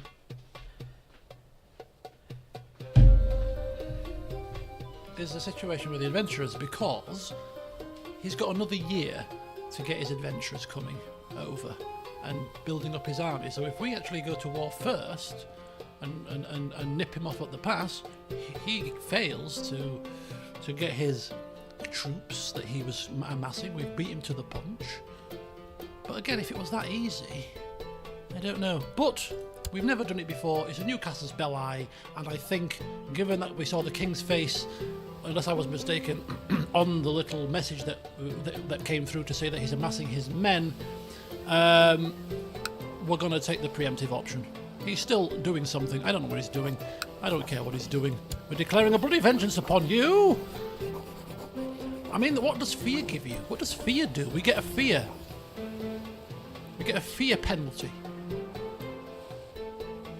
It was the king's face. That is concerning. So he could be coming with the king's support here if the adventurer thing fires, which is even more reason for us to do this now. So let's do it. Oh, we can't do it. We can't do it.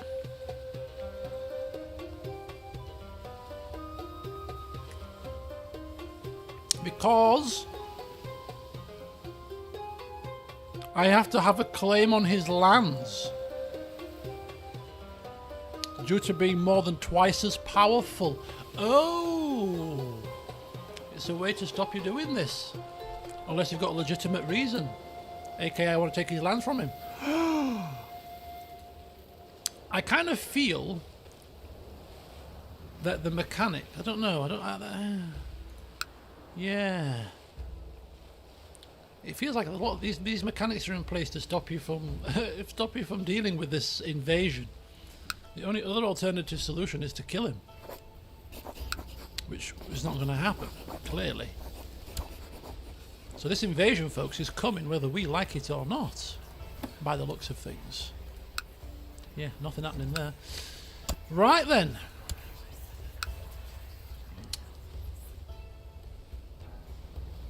Yeah, so the king can do one of these, but the king has to have a claim on my lands. But as the king, he would do, wouldn't he?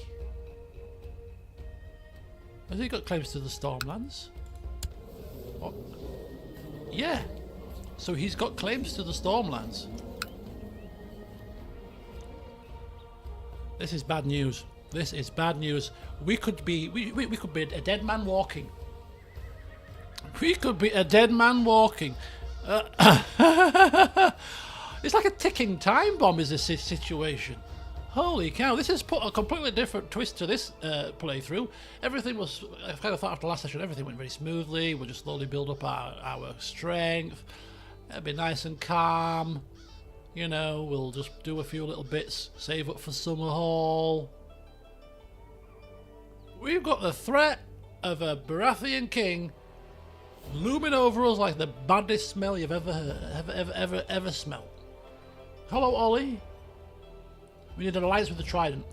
We need an alliance with every flipping place.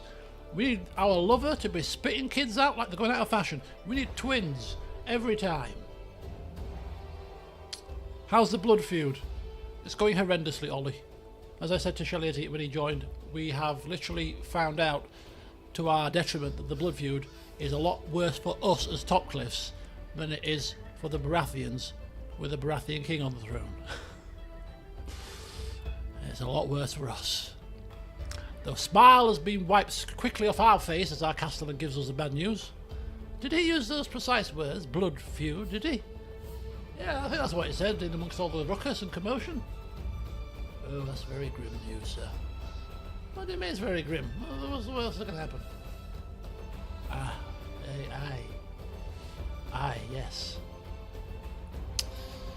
Perhaps I should not tell you about that. For now. Righteous imprisonment. We're going to wait to see what this blood feud does. It's all we can do. And then I'll pause it and then I'll leave my dinner. Right as it kicks off, as the king comes careering towards us, I'll leave you on that to wait for 10 minutes.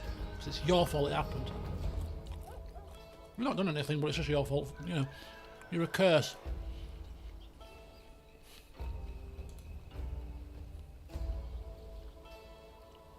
And then after all this has died down, if we're still alive and still have our lands, we might find a fighting man for the tournament. In fact, if we get through this alive, we might have a tournament to celebrate we're not dead yet. The I'm still alive for now tournament of Amberley. where this great hulking man has just been entered last minute.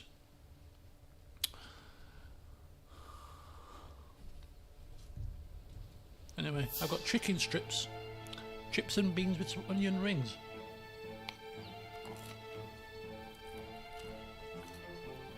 Given the trauma that's happened to me, I absolve myself of the right to stand up and do anything else right now.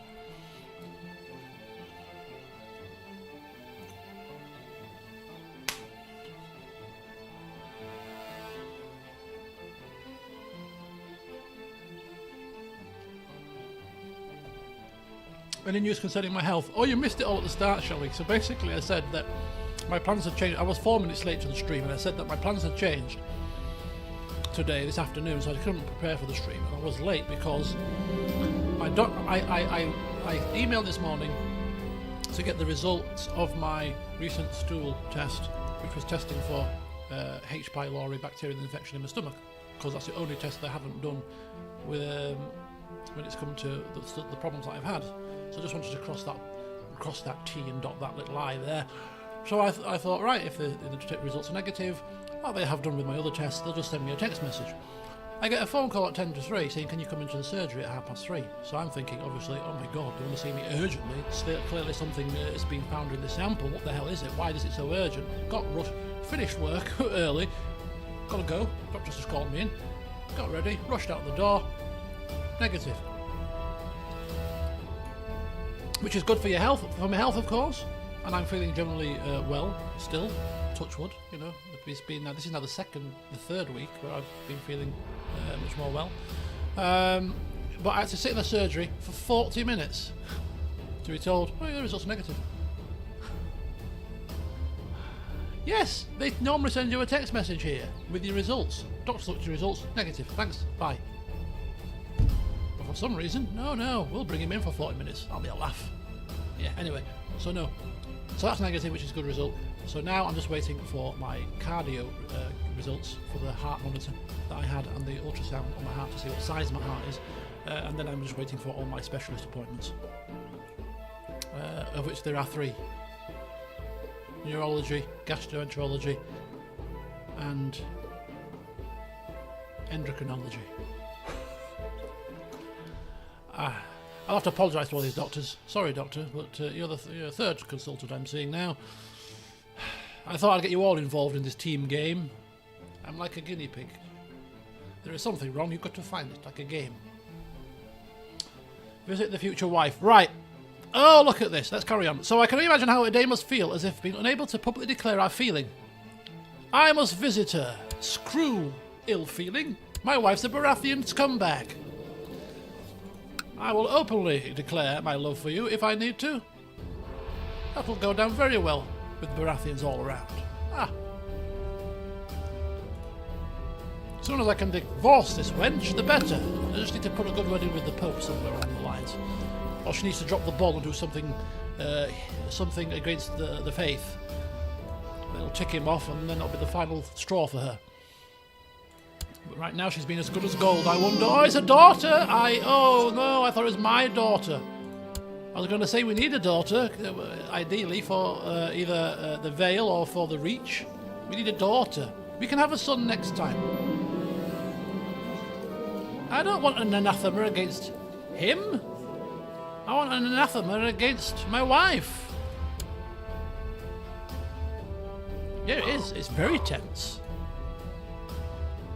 I don't care about plots that don't involve me and the king right now. Stop bothering me with minor things. Talena is mastering the art of swordsmanship.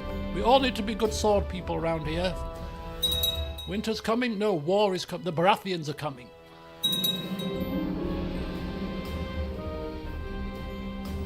Oh! So she's pulled Harvest Hall from him, which is fine because we still have the Rain House. It's just that our vassal doesn't have Harvest Hall anymore. He's just now got the Rain House, which is better for me. I mean, I know it's a sell me, but it's better for me. I don't like fractured lands, jigsaw puzzles going on. Oh, look, he's given Davos to the Lord of Dragonstone, so he has a lord now.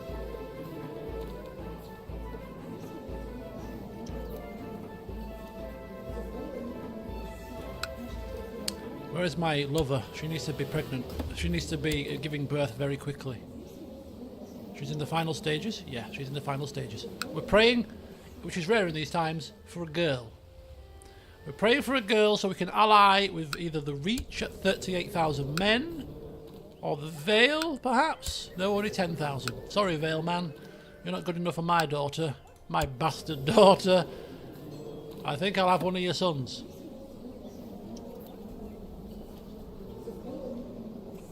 Who's a genius son?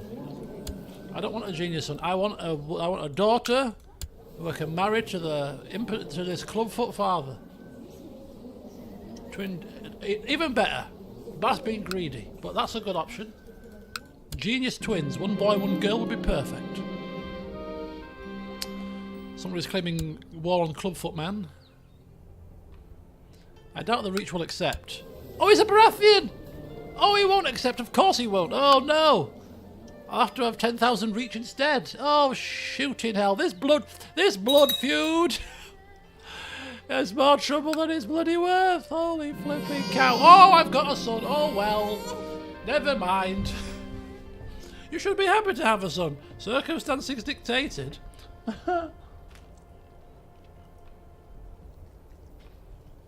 Oh.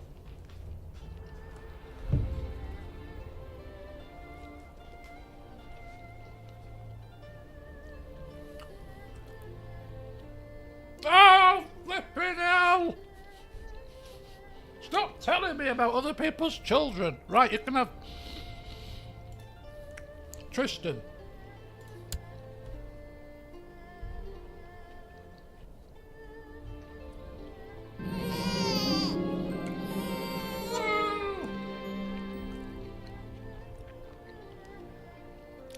I don't want to call her Sabara. Who's named her? Her mother's bloody called her Sabara. Can't we change it?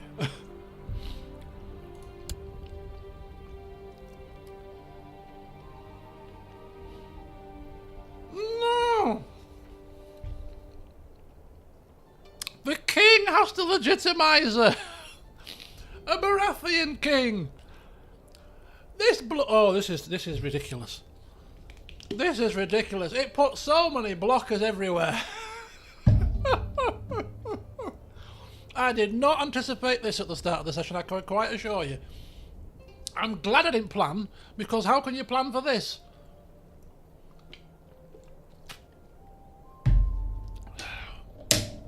Oh, flipping hell. I can acknowledge her. I can ask for legitimization. Shall I ask for a laugh? What's the worst that you can do? Say no? I'm going to ask for a laugh. Are you? Send a missive to him, please. But he's just going to say, just send it, will you? I want to test his mettle. I want to test him how serious he's taking this blood through. This is the first test if he comes back and that's in my face. Clearly he means business if he allows me this option. If he allows me this, then we could have other machinations at play. Maybe he's smoothing things over to keep things low until he invades us with his flipping smelly, stinking kin here. It's a tester. After considering your request, I've decided I shall not grant legitimization. It's not the just thing to do. Sorry about that. Lovingly signed, King Rogar.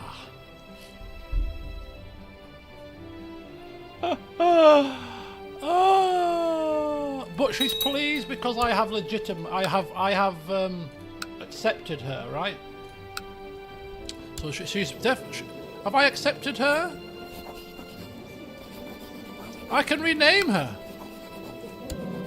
I kind of feel like my mother's named her, so we should just let her have that right. I think we'll keep it as Sabara. So I take it then marrying off your bastard child is not going to net a marriage tie, no? Roll up! I've got one here for you. I've got a good one for you. Hey, look, non-aggression pact. Non-aggression. Is she a genius? Well, we're not a genius, are we? Non-matrilineal, which more issues here, because both of my daughters are non-matrilineal, but it's not primogeniture, so it's fine. See if the Reach accepts. The Reach is never going to accept. I have a favour. Yeah, but then how... He's never going to come to war with us, is he? The opinion would be so negative, he will never come to war. And we can only use a favour for one thing.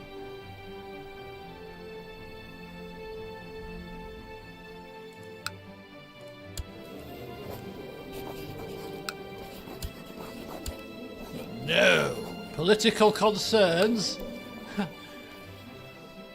I think, yeah, that's an understatement. Political concerns. It's just like blood for you to worry about, so that's all. What are these?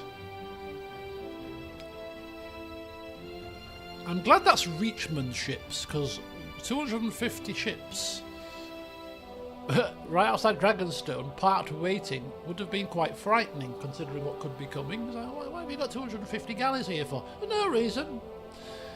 They're just refueling. Wind. Yeah, it's not windy enough. Trident. The Trident guy had no kids. I mean, I know it's not just kids, but he had no kids. Stillborn, and... Oh, he doesn't have a wife, but he's a bit... Really? Gonna be too young. Oh! Okay, I stand corrected. I thought they were married and done. How many men is that? How many men does your father have? 42,000! Oh, that's good. It's a bit creepy. I, a 50-year-old, wouldn't want to be betrothed to a just-born bastard, but I'm not going to complain about it. Let's get it done. Lord Michael of the Trident, just 14 years. Is it 14 or 16? I think it's 14 in this, right? Just 14 years to wait, sir. Let's test your metal, shall we? Hey, don't blame me, blame your father. Right, we can have another alliance. So that would be 40,000, and this guy's got 40,000. That's 80,000. That's if they side with us, of course. Yeah, one more bastard child, all legitimate. I'm not fussy at this point. We'll have them all on our side. We'll have you ousted before now, King. In fact, this could be your own downfall. We'll get all the alliances we could possibly want, and then we might even turn it against you. Blood feud, you say? Let's see about blood feud. Don't rile me, I'm a wrathful man. You've pushed me beyond the realms of being pushed. I'll have you one way or another.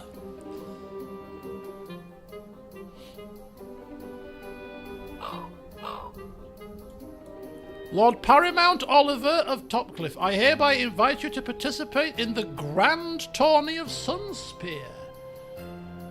Oh, I was going to look for a fighting man at some point, but, you know, it's Sunspear, so we're not forced to get the wish. A chance to prove my worth. Ooh, now.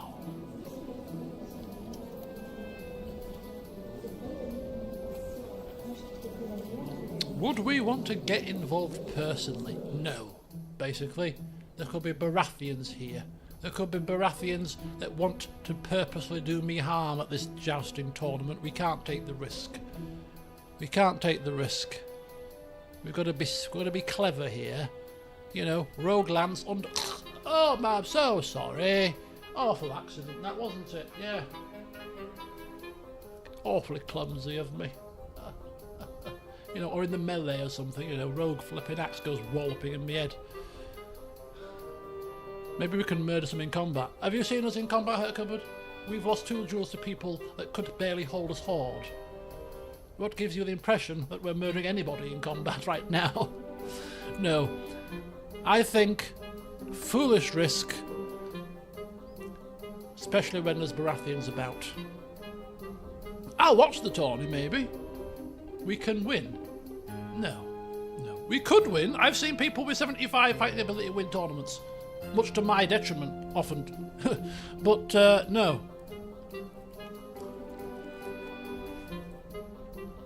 We have to take things seriously here. Baratheons on the loose is a real risk. I mean, would there be any down here? Not really.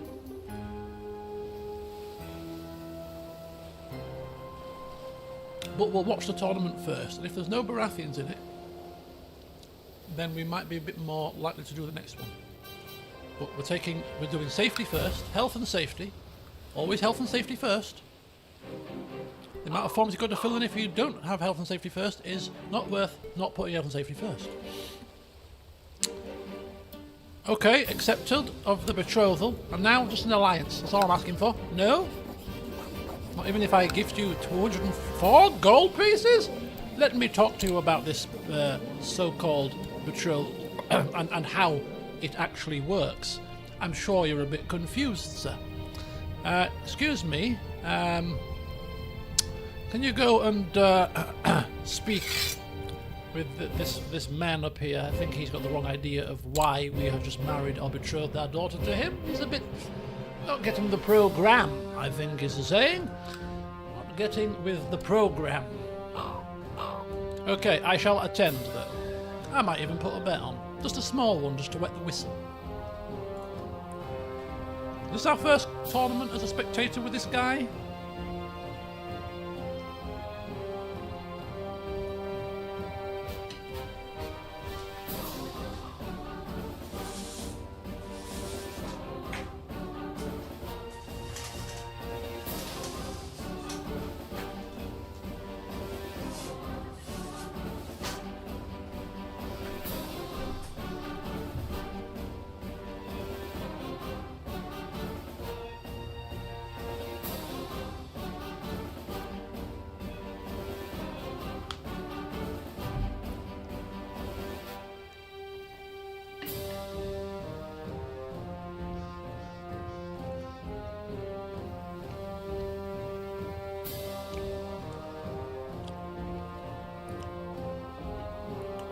Have I misclicked?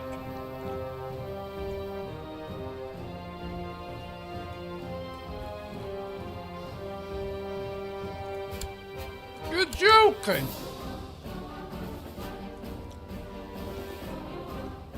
Oh!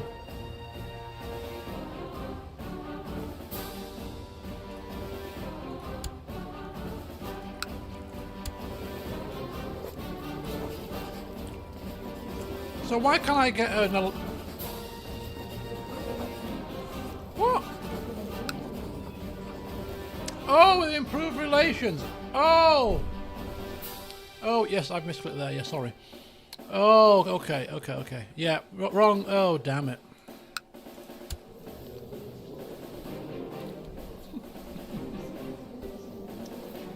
I'm swaying anyway, so hopefully I'll have to do it myself. Right, okay. That's a pain. Is there any other way? Relations improved. We're lovers in the Vale. We're having another kid soon. We're putting the groundwork in now. Yeah, and we can pay off, I think you mentioned it before, we can pay off our debt now, but of course, as was mentioned also, if we do go to war or do require mercenaries for this impending doom that's coming, we might need some cash. Oh. I can pay off half the debt. Should we just pay off half? It placates them a little bit, gives us a little bit more money to play with. Interest is still accruing, of course. What do we reckon? I reckon paying half is a good option here.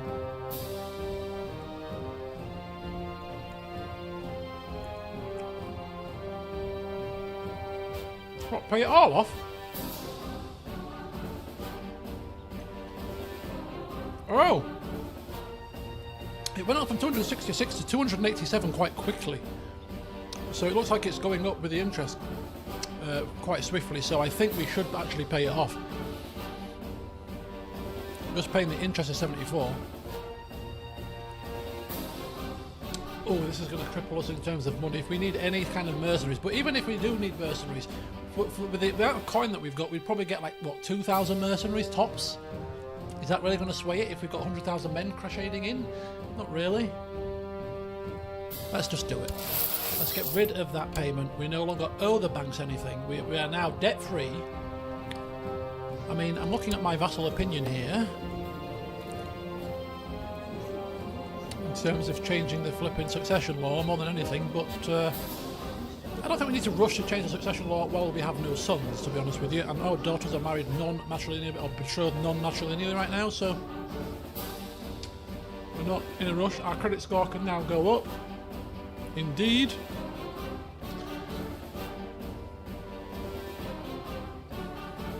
See, a lot of these will be passing in a few years' time. If we're still alive in 10 years' time, some of these slights will be gone.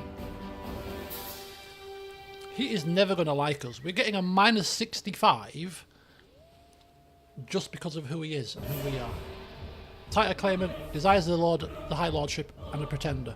Minus 65 before we've even started. We're never going to be able to change the succession law if Cameron remains in power down there. Which is a royal pain, and it might be a reason to get rid of him. I mean, we'd have to obviously roleplay it and spin it that obviously because he votes against the change. I don't know how could we spin that? It's a strange feature. I never understood that feature. Why you have to have all vassals. All vassals have a positive opinion, and we're only assumed because do my vassals have to all agree to it? I'm not sure. Right, come on. We've got another 4 or 5 months to go until this great big thing happens.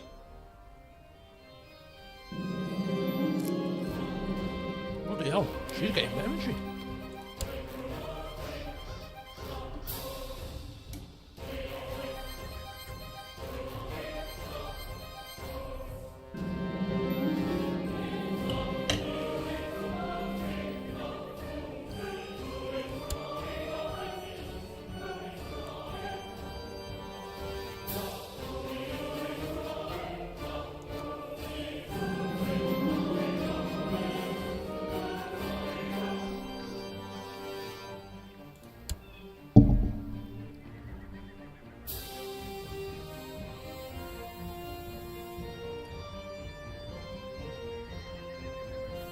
Any Baratheons here? Got Durandons. Got Lannisters. No Baratheons. We've got Sir Perrin of Sixhill. Who can I put a bet on? Well, there's nobody. I'll see what catches me eye. I'll play this tactically here. I'm a diligent man. If I was a diligent man, I was playing this off camera, I'd go to every single one of these guys, do my homework. How many tournament victories? Yep, what's the odds? Am I getting value? What's his fighting ability like? Any duels? No? Okay. I don't know how to place my bet.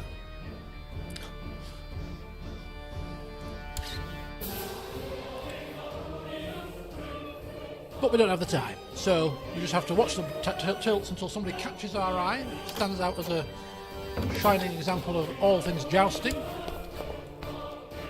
Don't want to kill Clubfoot. He's a Baratheon. But then the person that takes over from him will be a Baratheon. So it doesn't really... It doesn't... Kill. Kill him. Well, who's going to be taking his place? Another Baratheon. It's just the same difference. It would be a child, a weaker ruler. That's very true. That's very true. Always thinking ahead. A babe of one. What's the repercussions? The king can't imprison me for this, can he? No. You know what? Balls to you. 48%. Oh, it's Beverly. Is that my... Oh, Beverly the Pest. Go on, Beverly. Go on, my dear. I accept.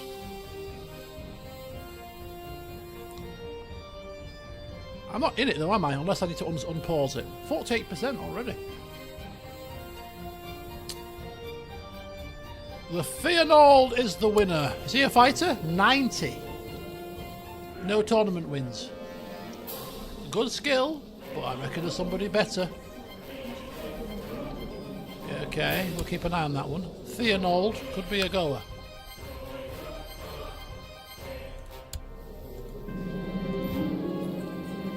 Maybe can I join it? How do I? I think it'll. I think I must. I definitely clicked accept, didn't I? Arnon Baelish or Theonold Codon. Oh, so he fell off this time. Aha! Sir Arlon is the winner, but Sir Arlon is now wounded. He had 105 before he got wounded. Before you got wounded, I'd have bet on you, sir. But now that you're wounded, I'm not so sure.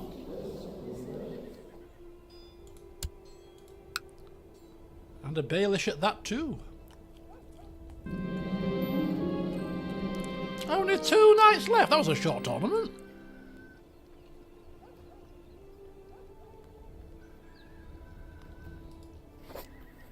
Now I noticed this in the video, one of the videos that I watched when I was watching the first season, and even though we know the winner of the tournament is Sir Terence Tarth, we can still bet on Sir Terence Tarth on odds of 1 to 10, which is not a massive amount, but it means that we can get a guaranteed, wait for it, 4 gold for free, because we'd have a successful bet.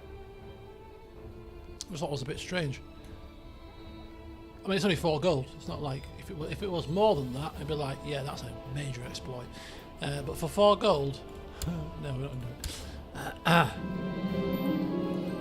A victor of the tourney of some spear, Sir Terence Tarth has the honour of choosing the Queen of Love and Beauty, and he's had to crown Sibyl as his queen, who, of course, is his lovely wife. We're that desperate? No, of course we're not. I didn't know what the odds would be. They were 1 to 10 last time, so I think it's 1 to 10 every time. But yeah, it's a guaranteed for thingy. I was just watching it. I thought, because I put the bet on the final, thinking I was betting before it happened. But then when I was watching it back, I was like, but it just says there that there's the winner, and I just bet on the winner. It'd have been even more stupid if I'd bet on the loser. A very subtle comedy clip there, but yeah, it was. I just noticed it. Like, that's a bit odd. It's amazing the kind of things that you pick up when you're not actually recording and playing and looking away from the screen all the time. You pick up a lot of little nuances when you're just watching. Even yourself or somebody else play, you spot so many more things that are obvious to miss when you're messing about. Oh, could you imagine that? The wife of that would be a massive, the ultimate. That would be the ultimate. What's this? Who am I touched by? Envoys from Lady Arana have come to my court. They explain that their lady believes having them here will help the two of us maintain better relations. Where's Westbrook when he's at home? In the Reach. Maybe she's tapping us up to see whether or not we'd actually help to overthrow the Baratheons there. You know what? Let's put some feelers out among the lords of the Reach. Let's see how satisfied they are with that Baratheon scumbag running them. Winter is coming to an end.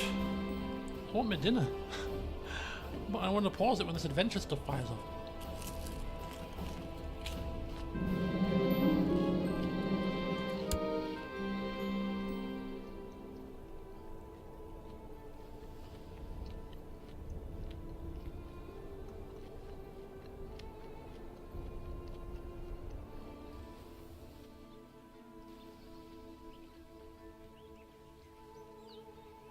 Very crispy onion rings. Right. Let us talk strategy. Is he a military man? I don't think he was, but hey. Let's give it a go.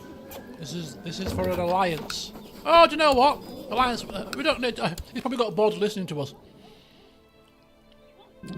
Yes, I back the plot. I back it. Oh, that was the king.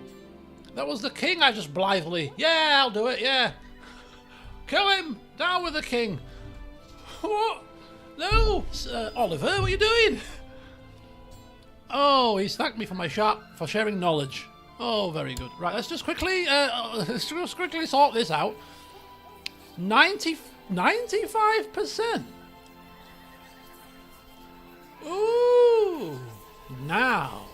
This is interesting. It might give him a reason to flip and chuck us in prison, though. How do we end? Oh, we can't risk it, though. We cannot risk it. If he finds out about this, he's got a legitimate reason to put us in prison. As if he needs anything on us. The slightest bit of dust. He's going to take that and he's going to use it right against us. This does not need to happen. This does not need to happen. We can't give him ammunition. I mean, it's very high. We can't take it back. No, it was a misclick in the first place, mate. It was a misclick in the first place.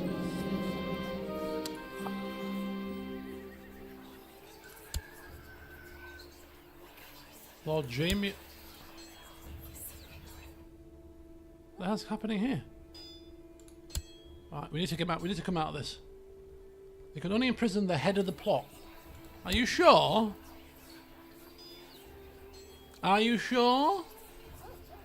I don't want to give this man any reason. Because if he gets any sniff, we are dead.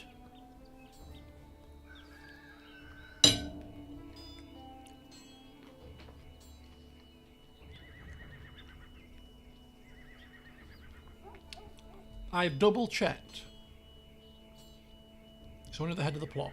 Right, cool. In that case, we shall maintain backing it then. Screw you, King. You've ticked me off. God, that fateful day in King's Landing when it all unexpectedly all kicked off.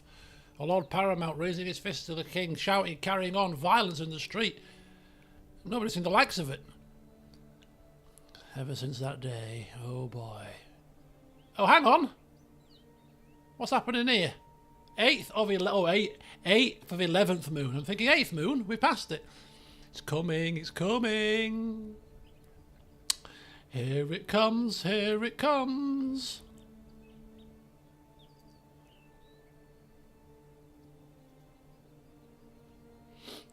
Oh.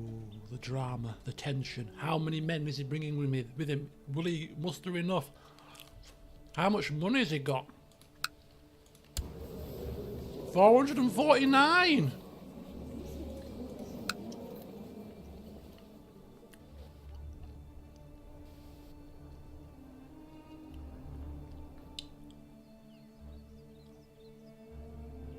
$10,000 men. I did say I was wondering about this. And him having ships parked there. Oh, refueling. Yeah, I was joking. This actually could be the army. Where's it going? It looks like they're mobilizing, guys.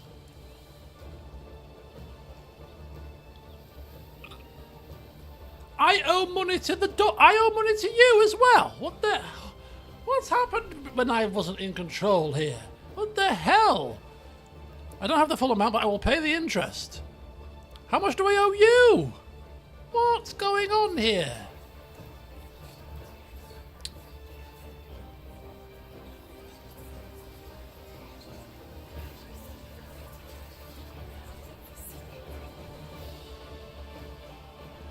But this army, right? This army.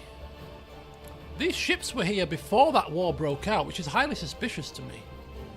There were 250 ships just sat here waiting before that Reach War broke out. That Reach War's only just started, right? Anyway, I'll pay the interest.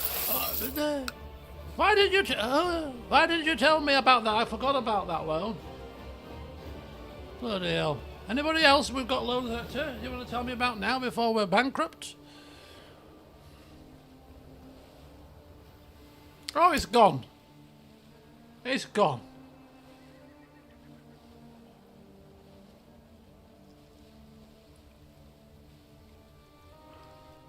So this must be for a different war. The adventure threat has vanished. He's not in any armies. He's not in any... He's got a lot of money, though. It's kind of interesting. We'll just give it a couple more ticks.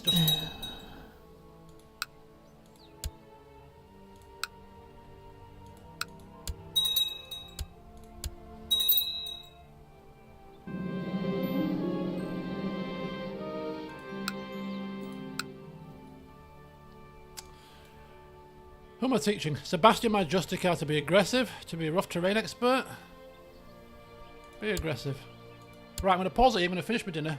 It's only going to be literally 5 minutes now at this point. I've eaten most of it. So the adventurer didn't spawn, which means now is the time for us to plan for our future. We're going to fill our position. We're going to look for a fighting man for tournaments going forward. And then we're going to plan for our medium-term future. With your help. What is our medium-term plan? How are we going to enact it? We've got 2 powerful allies, which is a good start. But I'm thinking internally. We need to we've got liege laws with 40,000 men, 45,000 men. We're down here on 21,000 here. That's not good, is it? So we're going to put some planning into place. But before I do, give me 5 minutes, guys. I'll eat my dinner, and then we'll get back on it. Go grab yourselves a quick bite to eat or something, or get yourself a quick drink. Come back refreshed. I'll be with you just over 5 minutes.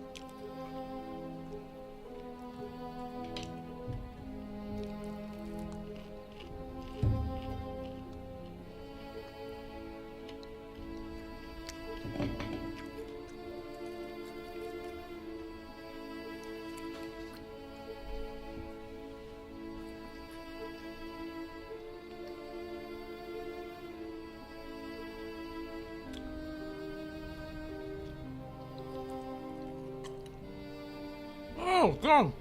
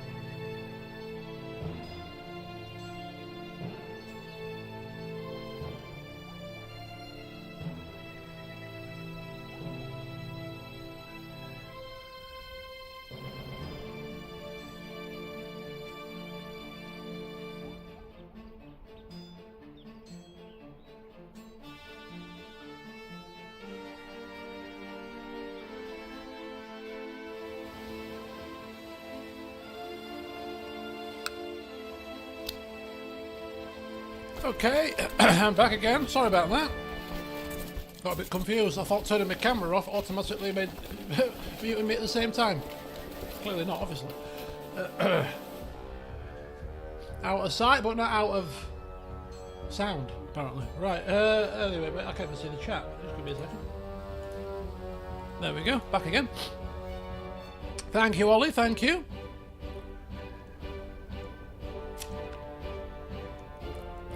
I don't know if anybody's a doctor out there that's watching this, but because you know what, at one point when I was really feeling really poorly and I was like clutching at straws and things to get me through, I actually considered doing a video update. This is really bad, isn't it? Outlining all my conditions, and if there's any doctors out there, please help me, because my own doctors, I'm not happy with them. But one of the symptoms that I've got, which is really strange and bizarre, but I think there might be an explanation to it, involving your sinuses. But one of the symptoms that I've got, and it went away a little bit, and it's come back again today, worse than it has been, is my teeth. You always get flim-flam after a meal break, don't you? So, you know, this is the flim-flam for the meal break. More health concerns, I'm afraid. But I'm only mentioning it because I was eating my dinner, and it's real. I don't know how to explain it, other than I can feel my teeth.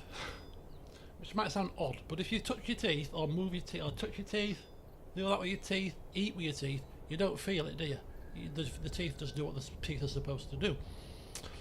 But, bloody moth! Get away! It's gone under my water bottle top. Oh! Flipping hell. Anyway, what was I saying?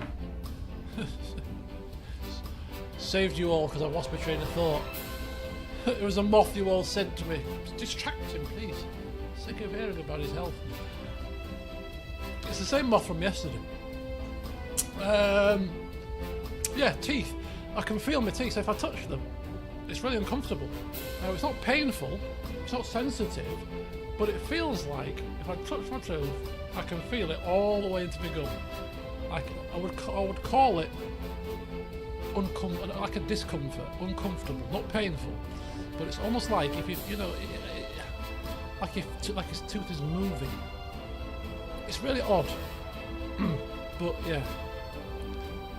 And now the only thing I can think of is apparently your teeth can hurt, or your teeth can feel funny if you've got like sinus issues, which is really interesting because my ears pop every so often.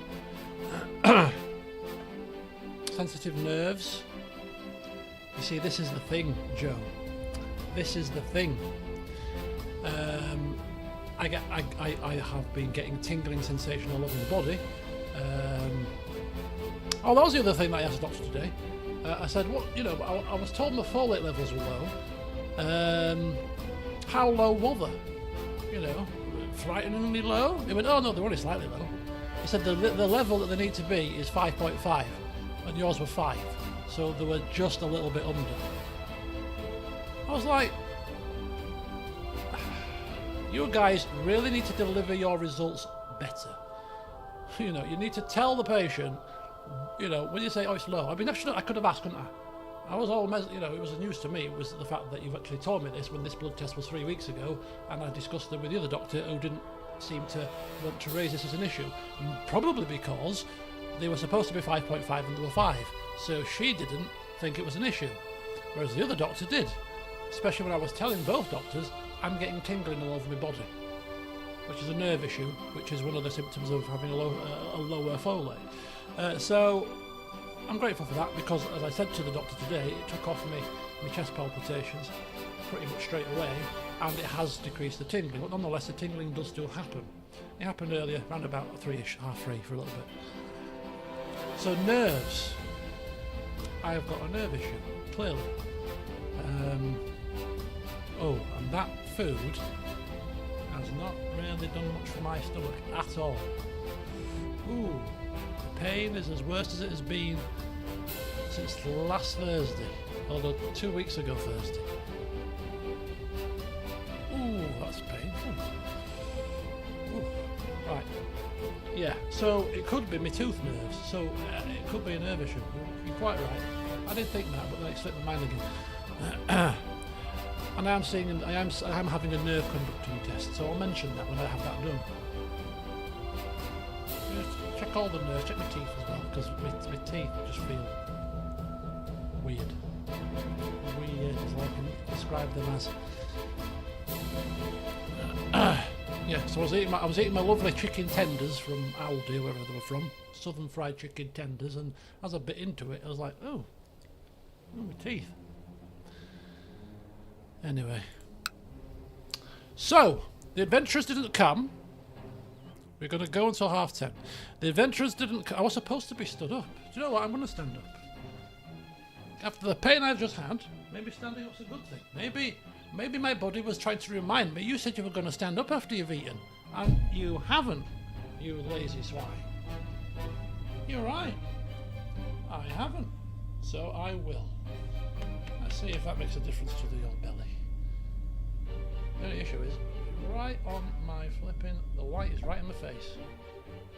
The light is right in my face. Right. I have to do a little bit of manoeuvring around now as well with the old cameras. There we go, look at that. Oh. Oh yeah. It's not bad. I'll put my slippers on as well.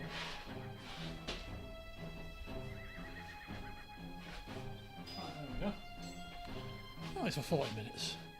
Stretch my legs. Pain on a tooth that has had a root canal. That's never a good sign. Have you not had the crown put on it yet? After they've done root canal, they're supposed to put a crown on it within 6 months. I mean, I went without a crown for 3 years because of the old C word, which was quite gobsmacked that my tooth has lasted, because when you have root canal, there's no nerve left and your tooth eventually dies and rots away. You had the crown put on. Oh, well that is news. There you go, a bit of blue.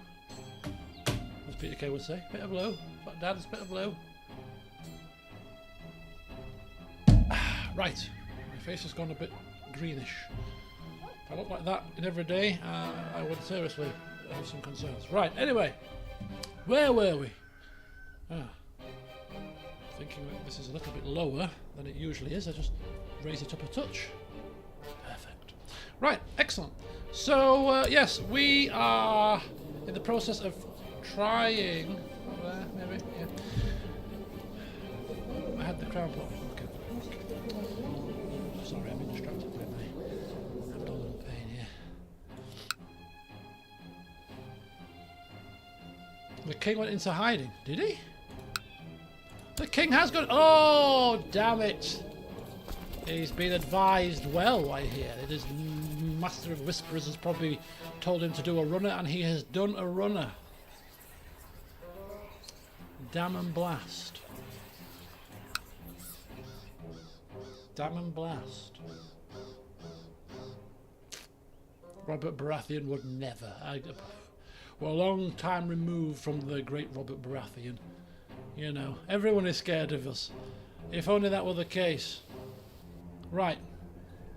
So, I did say that I was going to try to find a fighting man, and then obviously when I was just having a quick glance through my council and things whilst I was eating, I noticed, remember Walter Sixhill, who left Edric's court to go to Oliver's court, as routinely happened at the time? People just fled and left to go to Renly's court willy-nilly, left us hanging.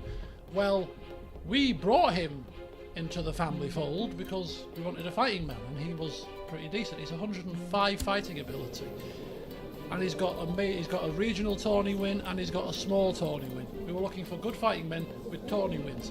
He fits the bill. Why look for anyone else? We have him right here. So Walter Sixhill, you know, he's here, ready for the next tournament of Amberley. Right then, Mr. Sixhill. Bad person? That's perfect. Brave and a duelist? Absolutely excellent. Was he fat? Has he gone fat? No, he's not fat. He's sturdy. He's not fat. He's muscle. All muscle. He's one of these muscly types. No neck. Hey, you! You'll do for me, Mr. Sixel. You'll do for me. Oh, I need to do all the angles need to change. You put the desk up, your screen needs to go up, your flipping microphone has to raise. It's not just the screen. It's not just. Oh, it's not as easy as just raising the bloody desk, you know. Big boned. There's no muscle in those cheeks. Which cheeks? Said the rude-minded man. Right. What are we doing? Right. Oh, we've gone down to 19,000 now. We've lost a few. For one reason, we've lost 300 men from our domain all of a sudden.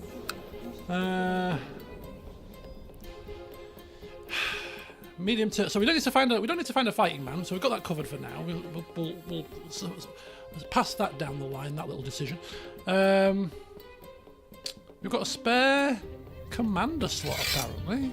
Do we? Who died? So Orin Topcliffe, my uncle. We're keeping it in the family with a lot of our positions, you'll see. The ones that actually like us. Could be a good thing, could be a bad thing, but I'm thinking the ties that bind.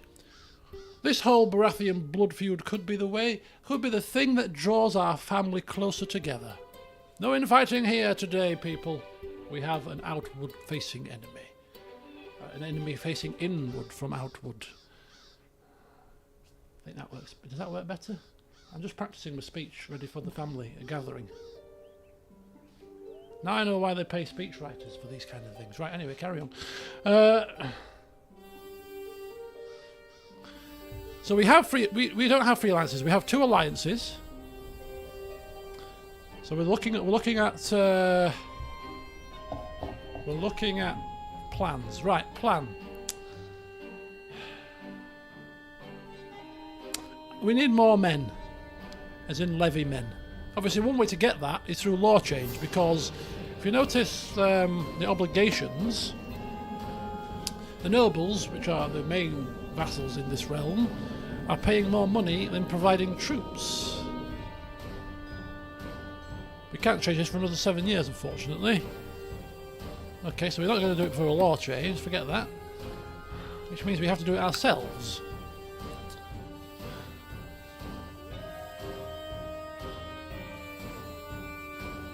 We have 20k Western, 30k... What are you proposing? I'm not proposing to go against the king at this moment in time. I just don't think that's... I don't think that's doable. I think that's a bit too... I mean, I know we're ambitious, that's a bit too fruity. And for what purpose? I mean, we can go blood feud. Bloody vengeance. Depose him.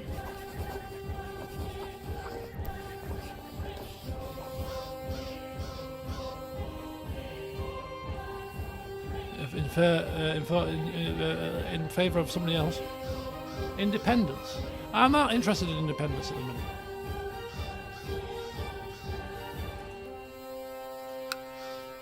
Mind you, no, actually, do you know what? That's not. At least then he can't. He can still call a bloody vengeance, though.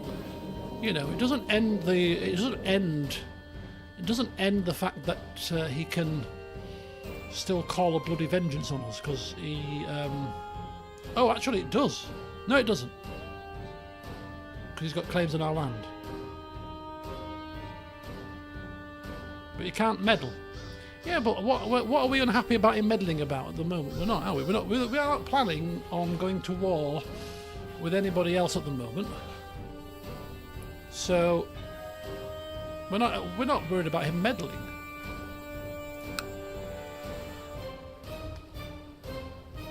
There needs to be a good purpose to go against the king right now, and I'm not seeing it.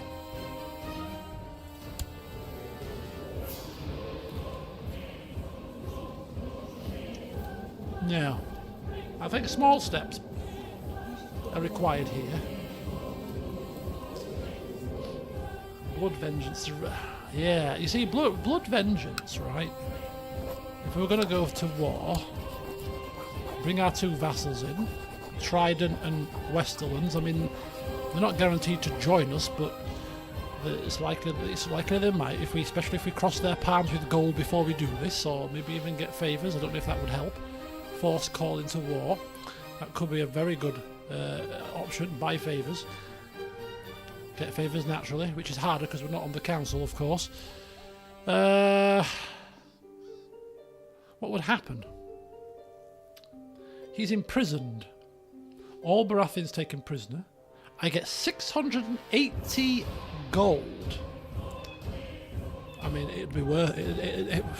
That wouldn't even be a cut of the gold that we would probably spend on this entire charade. I gain the Lordship of Tarth.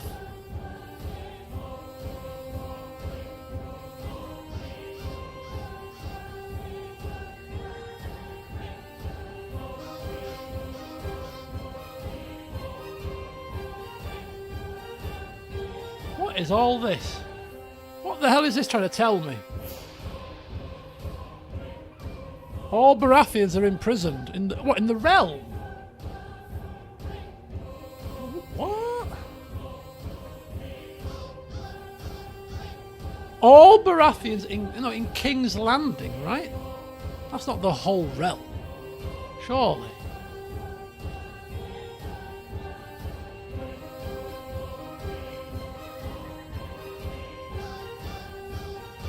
Parchments, all under the top liege.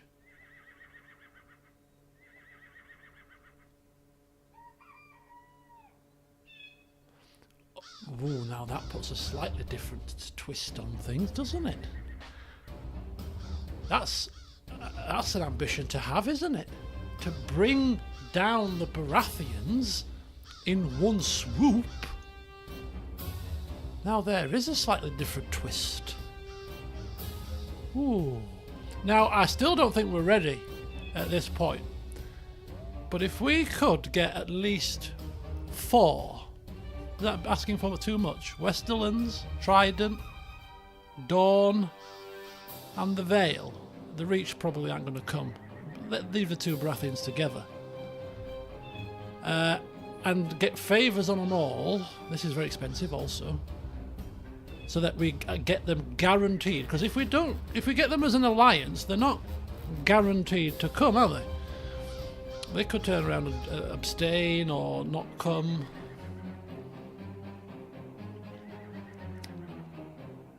Then I think we'd have a chance.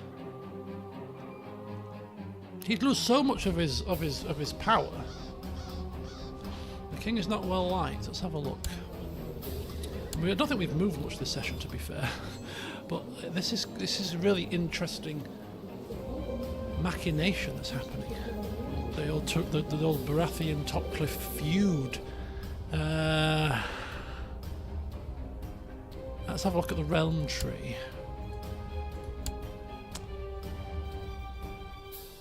Opinion of Leash 64. You see, that's an issue. So Tybalt Lannister, who we've got one alliance with, may not ally with us. He likes the king far more than he likes us. So that's 1.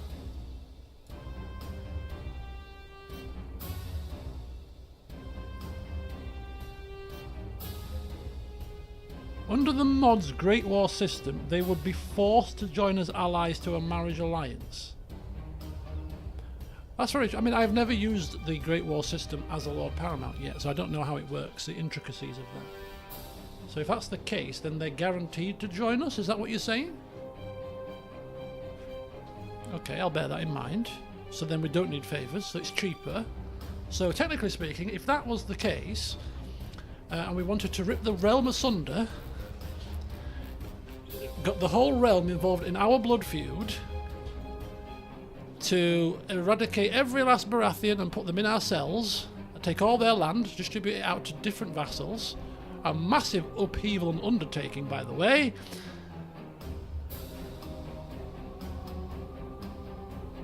Then we technically have got 2 powerful vassals. I think we still need another 2. Would be ultra safe.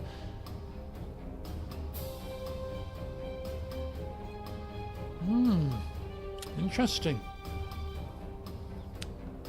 Interesting. So the question is, can we get any more alliances then, right? I mean, it's still scary because this man has got 204,000 men. Now, I know a lot of that is from vassals. In fact, 200,000 of that is from vassals. So if we take away 4 of his vassals, right? He ain't getting anywhere near that, is he? Not anywhere near. He's only got 3,000 of his own men at the moment, so he's obviously struggling at the second.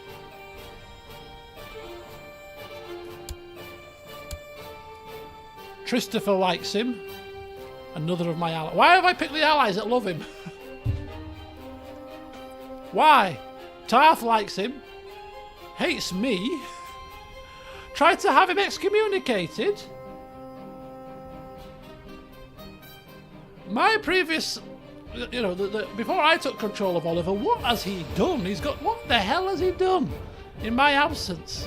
Without his dad watching over him. Leaving him to his own devices for 9 years and carnage. Right. Okay. I'm kind of seeing a plan forming here. This could be, you know, this is like early season. We're peaking far too soon, surely.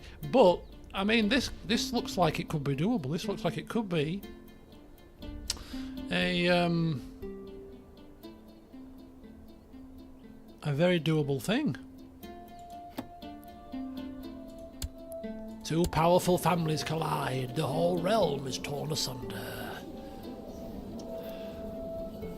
The rest of the realm at war because of 2 families in the Stormlands. Can you imagine?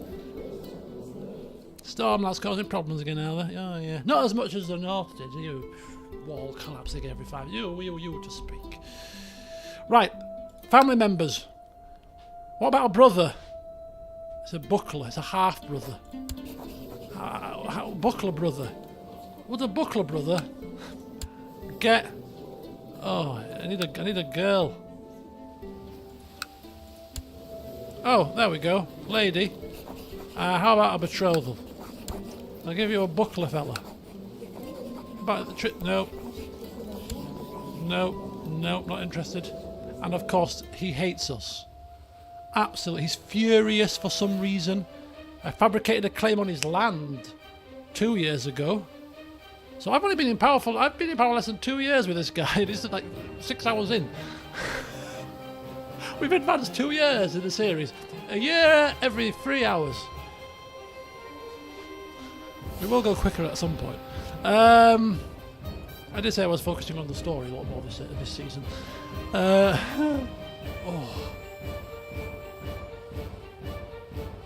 Right.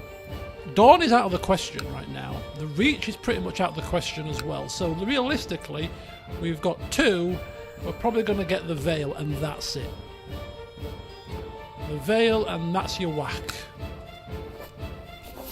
And then we would have to decide whether that would be enough, because the Veil's got like literally no troops. No troops right now. Foreign allies.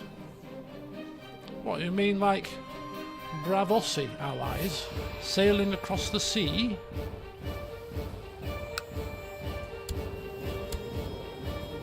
'36, the High Sea Lord Relerio of Bravos. The Night King's got any doors? That's very true. Why are we confining ourselves to the realms of of Westeros? Bravos is pretty big. Bravos is probably the biggest and closest.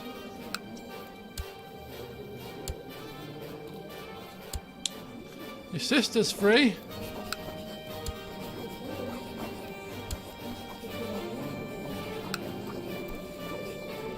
Will not consider offer from infidels. I think that's probably going to be a problem. It's going to be a problem. We are infidels, apparently. Okay, I don't think it's going to be happening. I think there's too much of a culture issue there when it comes to marrying off. Right, okay, let's advance to the time. things could develop. I kind of feel like we're in a wait it and see now situation. If we're not going to... This is actually... It's actually... Yeah, time to convert, yeah. We'll get a foreign tutor over. Have one child tutored in their foreign ways, and voila, put a veil over and disguise a little bit, you know. Paint a good side with a veil over half her face, and put some words that she can speak the foreign, their language, their mother tongue. She can do the water dancing and everything. She's perfect for them. Yeah, the Lord Paramount of the Reach. Oh, my wife? Hang on. What's this?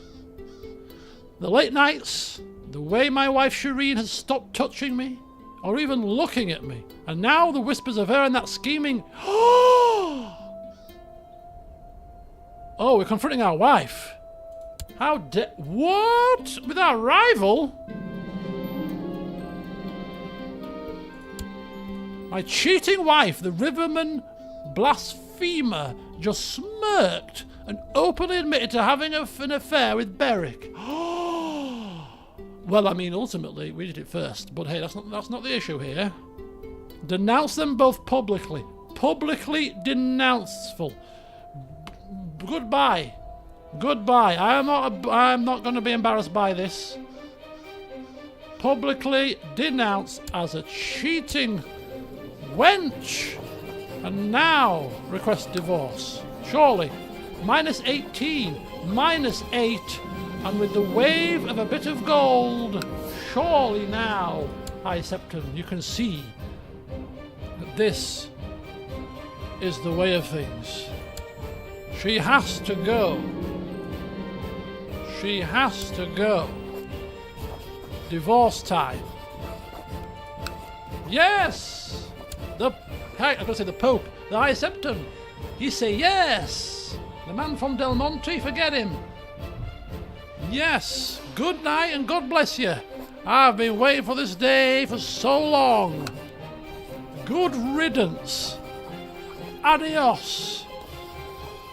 Creaturey was unfaithful. Yeah, big style. Big style. Get rid. Get shut. Goodbye. After much prayer and meditation, I've decided to grant your request to divorce your spouse on the grounds of consanguinity. Sounds like good grouse to me there. Don't know what they mean, but it sounds official. Consanguinity. Sanguine's blood, right? Consanguinity, blood. She's got foul blood, evil blood. I knew it. New wife, new ally time. Marry our lover. Right. I mean, that was going to be the question, right? That was going to be the question. Because the question was... You were related. Oh, he's made it up. We've looked at the history books and you're like 15th cousins, you know. Can't be having that. Sorry, love. Bye. See ya. 15th cousin. Can't be marrying them. Oh, no. Far too heinous. Right, next. So, this was the question. The question was, are we going to marry for love?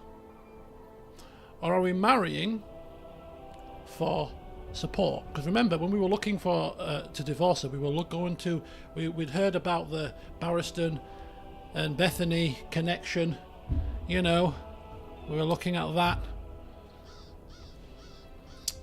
And the fact that, you know, we could do with support in various areas, and we, as Oliver, could create this kind of same legacy as my great-grandfather did with my great-grandmother as this great epic couple. But our lover was oh, you were right, our lover was a genius, so as people could get genius traits. We could get genius traits. It's a no-brainer. We love her. She loves us. We've been stuck with somebody we can't stand. And she's very clever. We've probably talked whilst we've been tumbling about. Oh, she's very sharp, is this lady? Check out the alliance options. How do you get an? How do we get? Call me stupid. How do we get? How do we get an alliance? We'd have to marry. Who would we be marrying for an alliance? Like a sister?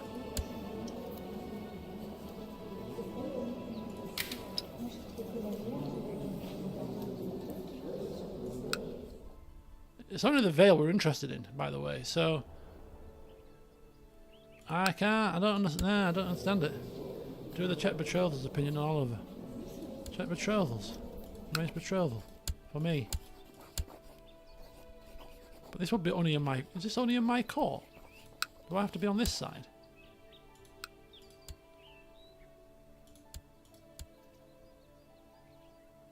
You can filter for marriages that were given non-aggression, but how do we do this?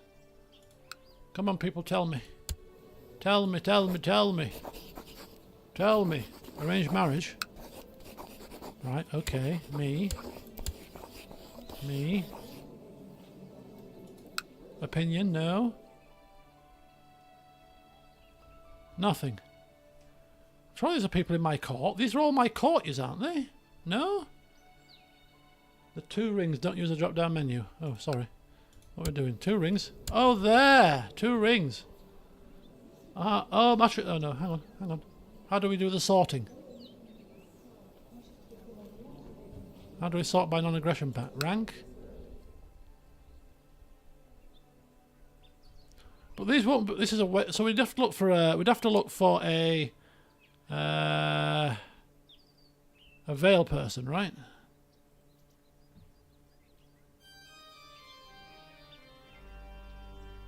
I've not used this option before. I think it's a moot point because I thought, oh, veil person. Who was the Lord Alec the Merciless?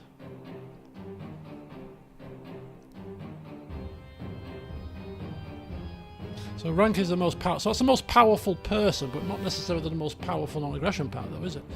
But this is a non-aggression pact with Lady Rylena herself. I don't think we're getting anybody from the Vale. No, we're going to marry for love, baby. Because why wouldn't you? And let's have a boy. It's boy time now. Or is it girl time? Just one more girl, maybe? Just seal the deal here. One more girl and a boy. Please, gods. That's all I ask. Thanks very much. Oh, we're having a big wedding. Oh, we've got no money. Oh, we've got no money for a big wedding. Oh. Should we wait then? We can't have we can't have a pauper's wedding, can we? Come on now, with the flipping Lord Paramount here. Go into debt for a wedding. I'm sick of debt. I'm sick of it. God damn it. How do we arrange marriage? Will you marry me? Exactly, because you couldn't marry somebody else. We'll have to deal with it. Right.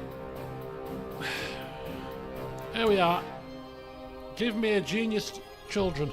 Genius children. Still breastfeeding at the moment. She's a bit busy. Don't worry. She's got a friend there. She's rivaled with one of my cousins. 4 marriage ties, so we could have some potential stuff going on down there. Right, let's go. Sorry, I thought we were on pause. Okay. Can't believe the time already.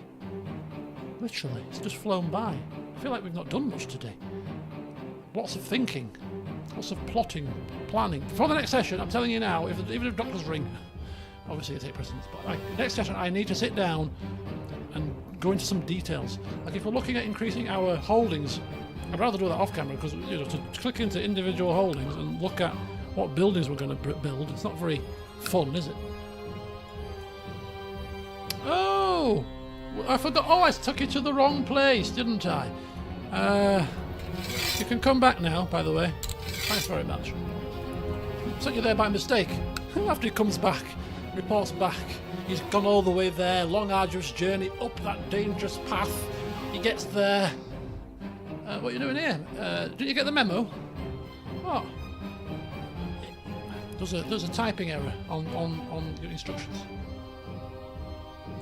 You need to be miles over that way. You know. See ya. But passing a good word. I appreciate the effort. Thank you.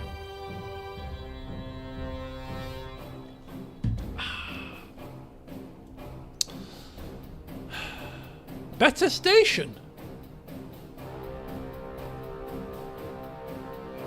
Oh, they want to come and join me now. Ah, the shoe is on the other foot. Ha ha! Yeah, the shot from the blood feud was a massive game changer. I mean, I know we're on about all the random stuff, but still, that was a big game changer. It's put a different slant on the entire thing. Right, yeah, the shoe's on the other foot now, so basically they are coming to me when they think that they have outgrown their lowly stations. Unlike my other predecessors, I am more selective and choosy. So what do you bring to the table, Sir Raymond Selmy, apart from your name? I'm a bit depressed. I've got a fancy... I'm linked to the bloodline of the original founders of the Reach. I've got strong claims on the Reach too. Might want to push those in the future. Just saying. You know what I mean? That's a good point, Sir Raymond Selmy, you make there, actually. I think we shall accept you with open arms. How about that? I accept. And are you bringing 40 gold as well? Oh no, I'm giving him 40 gold to come to me. Oh, don't know. 40 gold. I mean, I know he brings claims to the Reach with him, which could be useful if a child ruler was to go on the throne and them to be severely weakened. I mean, the king could ask us to stop interfering, nonetheless. Could even get an alliance out of it too. You know, you never know, which we're not getting with the current ruler on the throne there. But 40 gold. Got a wedding coming up as well. I might, if he's that desperate to join, maybe he'd accept an invite to court when we can afford it. Sorry about that. He'll still come to court. Sir Raymond Selmy. I shall remember your name. We're not ready for you just yet. You don't have the lodgings for it. There's no rooms made up or anything. You'll be sleeping with the pigs. So give us time. We'll get the beds built, extra rooms and everything, and then we can welcome you with open arms. Okay? Thanks very much. And I've got a wedding to plan for. I'm very busy. Join me after the wedding. So the Trident has restored the wall. The Trident in the north, of course.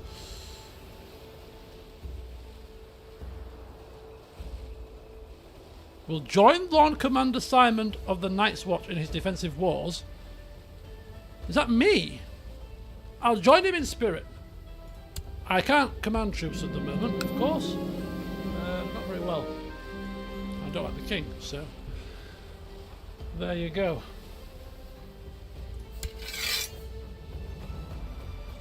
This just gives us a way to keep track of what's happening, I suppose.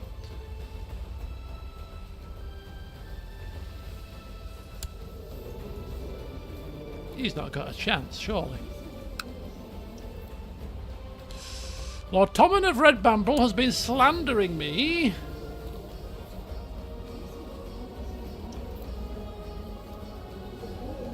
Who's this? Who's been slandering me? Him or Lord Barristan? Lord Barristan has been slandering me.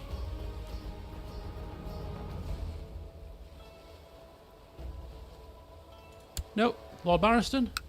I'll let this slide. No factions for you. Exactly. That'll do. That'll do. What was good for Lady Maris is good enough for me. Nobody in any factions if I catch you doing anything wrong, thank you. Oh, this is a different war. I thought that was the same war. The Lord Christopher War is done. Okay. We're at 25 past. We'll go a little bit longer. I don't think it's the White Walkers.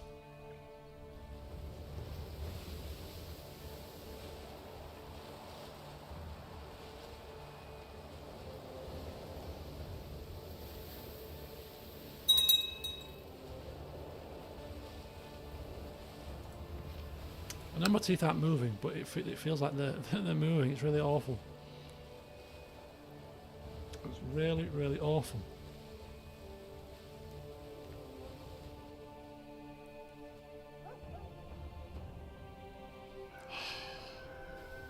I think the nurse specialist might be the one doctor that's I need to see the most out of all of them. Right, a new commander on the wall, Lord Emery Estrin.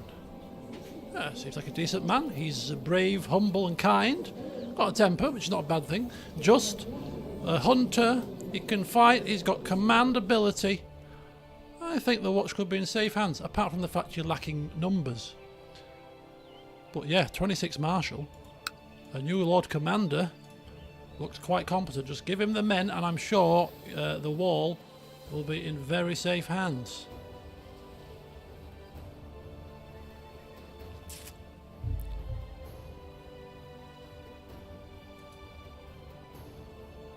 We never did deal with my cousin, did we? He's gone a bit grey now. He's still in hiding. Oh, who's died? Oh, we've lost the scepter. Okay, let's get another one. Right, look.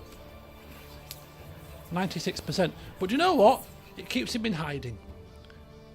It keeps him in hiding. That's a bit of a mouthful. While there's a plot going on and there's a whiff that people want him dead, it keeps him away from the front table. You cower in fear, Rogar, as people are planning to kill me. Didn't see me running in fear, did you? I went to duel the bastard. No, not you though, no. No, you just sit there. What kind of king are you? Next month, blood vengeance. Yes, the old commentator's curse has struck. Lord Lucas, Sir Lucas. What's one of them, Malish? Yeah, awesome Lord Commander. Ask the faceless men if they can kill the king for us. Can we do that? We're not the one that's instigated the plot. So I don't think we can do it. Nope. Right, we need to fill our position of Septon. We have got a Septon ready and waiting, apparently. That's just and humble and mastermind theologian. Yeah, crack on. Saves me having to send for one. Fetch and send. I combined the two. Yeah, perfect. Saves us a bit of coin. Do I have enough for the wedding? 62? Oh, shoot. Can we... Oh, wait a minute. Where's the wedding option?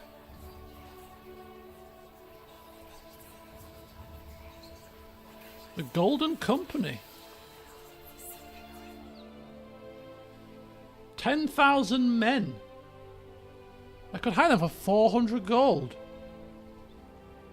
That doesn't seem that extortionate to get 10,000 men.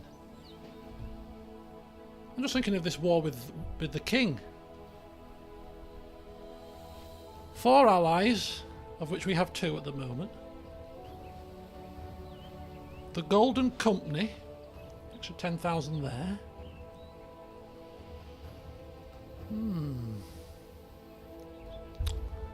It's sounding a lot more interesting as time progresses here.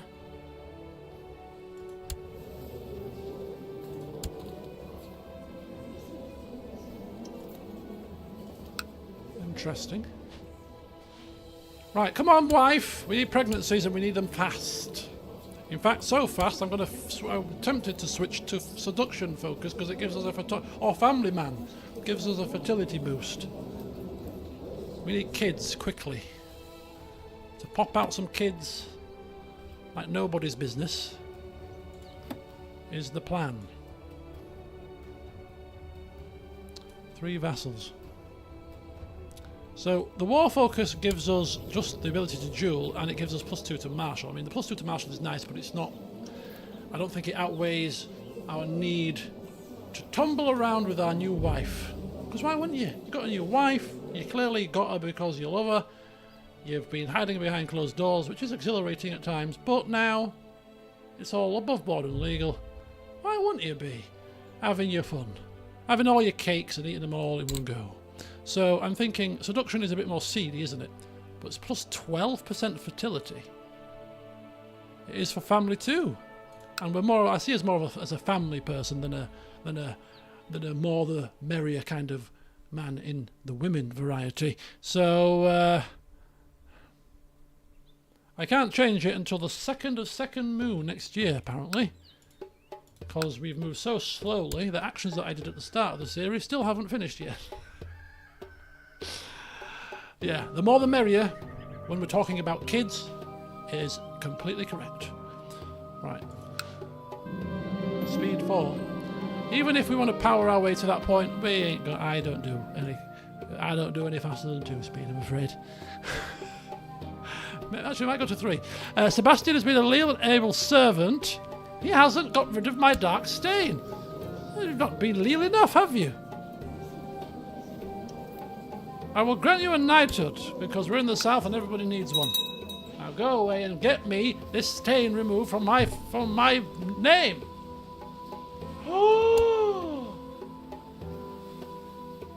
Oh, Christopher's popped his clogs. Oh, that's bad news. Who's come to fruition? Ah, you're... Oh, you want money, I see. You want money. Why didn't you say that you are a greedy beggar? Right. Let us sway and let us this time select the... Oh, and I can't now until the 3rd of 8th moon, which is coming round fast. Hopefully we'll be back on the good books there. Marry as you please, Mr. Waters, I'm busy. Clearly, I've got the... not just our realm to run, but I have got this blood feud to manage, and it's proving to be rather stressful, but rather intriguing at the same time, for we are but 2 children away, and a handful of coins, from bringing the Baratheons down to their knees. Oh, I like the sound of that. The more I'm thinking about it, the more I'm thinking this has got to happen. Could you imagine being the Topcliffe after all these Renly situations and all these Maris situations being played for fools and jobs taken and then jobs given rather and then taken away so swiftly? Probably sat there chortling at our expense. Oh yes, laugh now. Laugh now when I finish with you, yeah? I'm still touched. Continue to touch me in the mental sense. Yes. Come now. Surely you see the benefits of this. Don't be foolish. By the time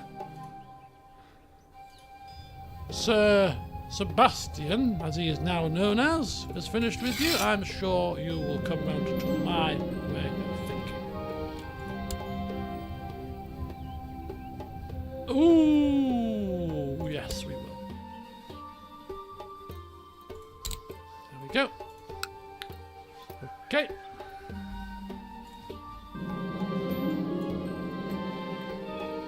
We're talking in private. We're talking in private. Let's see if we can do it before we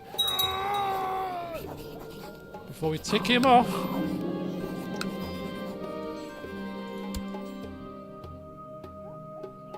We're talking. Yeah. We're a zealous man. We're a zealous man. May the faith be with you, sir. May the faith be with you. Now, about that non-aggression pact. You wouldn't turn down a man of my religious fervour now, would you? Turning me down is like turning away from your faith. Would we dare? We wouldn't even dare. Oh, who are you? Sympathy for harpies? Former slave? Eastern gods and a eunuch. Oh, are you somebody for the entertainment for the entertainment here? Court jester, perhaps? Who the hell are you? No. Got enough courtiers, thank you. He's a skilled spy. 18 is not skilled in my book. 18 is skilled if you've got a high lordship. He's very good. Skilled, I want 20 plus before I'm paying 40 gold for your services. No, thank you. See you next time. Who was that other guy? We said we had enough money, we might bring him over. We can invite him to our court for free now, actually. Which makes no sense at all, does it? Because we were going to pay 40 for him to come over. We just say no, and we bring him over. That feels quite gamey, actually, now that I think about it. Why would that happen? Because he'd come over for free now. Raymond Selmy. That feels a bit dodgy now that I've thought about it properly. Oh, perfect. Now for an alliance? Oh, I knew there was a reason I liked you. There was a reason.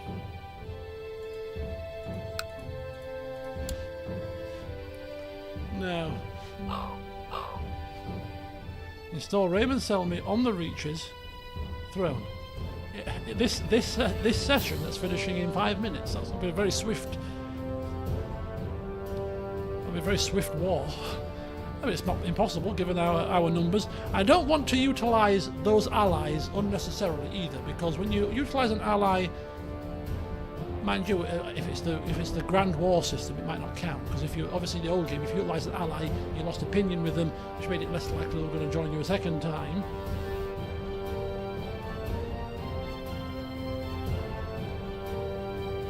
Raymond Selmy. Where is he? If we bring him, I'm going to have to give him a gift of gold to make myself feel better. 15 gold, a discount. Right, that's fine. Let's bring him over. We'll give him 15 gold travelling expense if we bartered him down from 40. As is our want as the Lord Paramount. I'll pay 40. 15? Got yourself a deal, sir. Have 15 travel costs. Thank you. Now, what were you good at again? Absolutely nothing at all. We don't need you here to be good. We need you here just to be around court. Make the place jovial. Make people laugh. You're a gregarious sort. You can organise the feasts and stuff. You know, knock yourself out. I'll give you a budget. Just keep yourself alive is all I ask for the time being, because we might need you. What do you mean? Oh, no reason at all. Just keep yourself alive. Work on that depression. Go carousing. Works wonders. Okay? Dornish Shadow Town du jour holding war over Sunspear on Master Carlton of the Shadow Town. I'm going to end the session right here. Right here.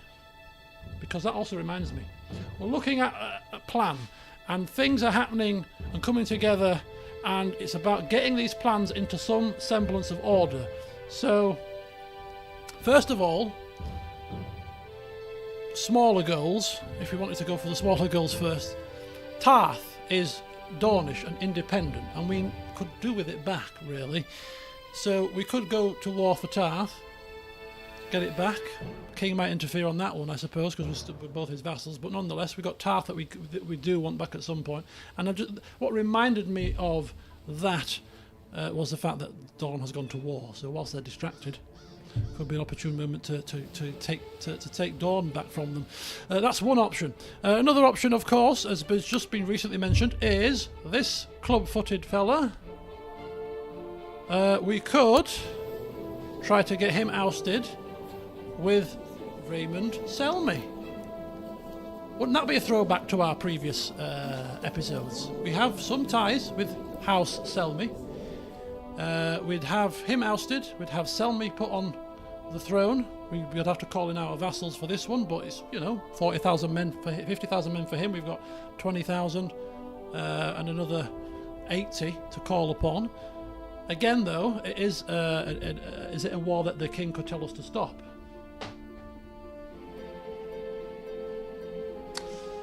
Worth thinking about. So these are ideas that I'm throwing out because these are ideas that I'm going to consider before the next stream, which will be Wednesday probably.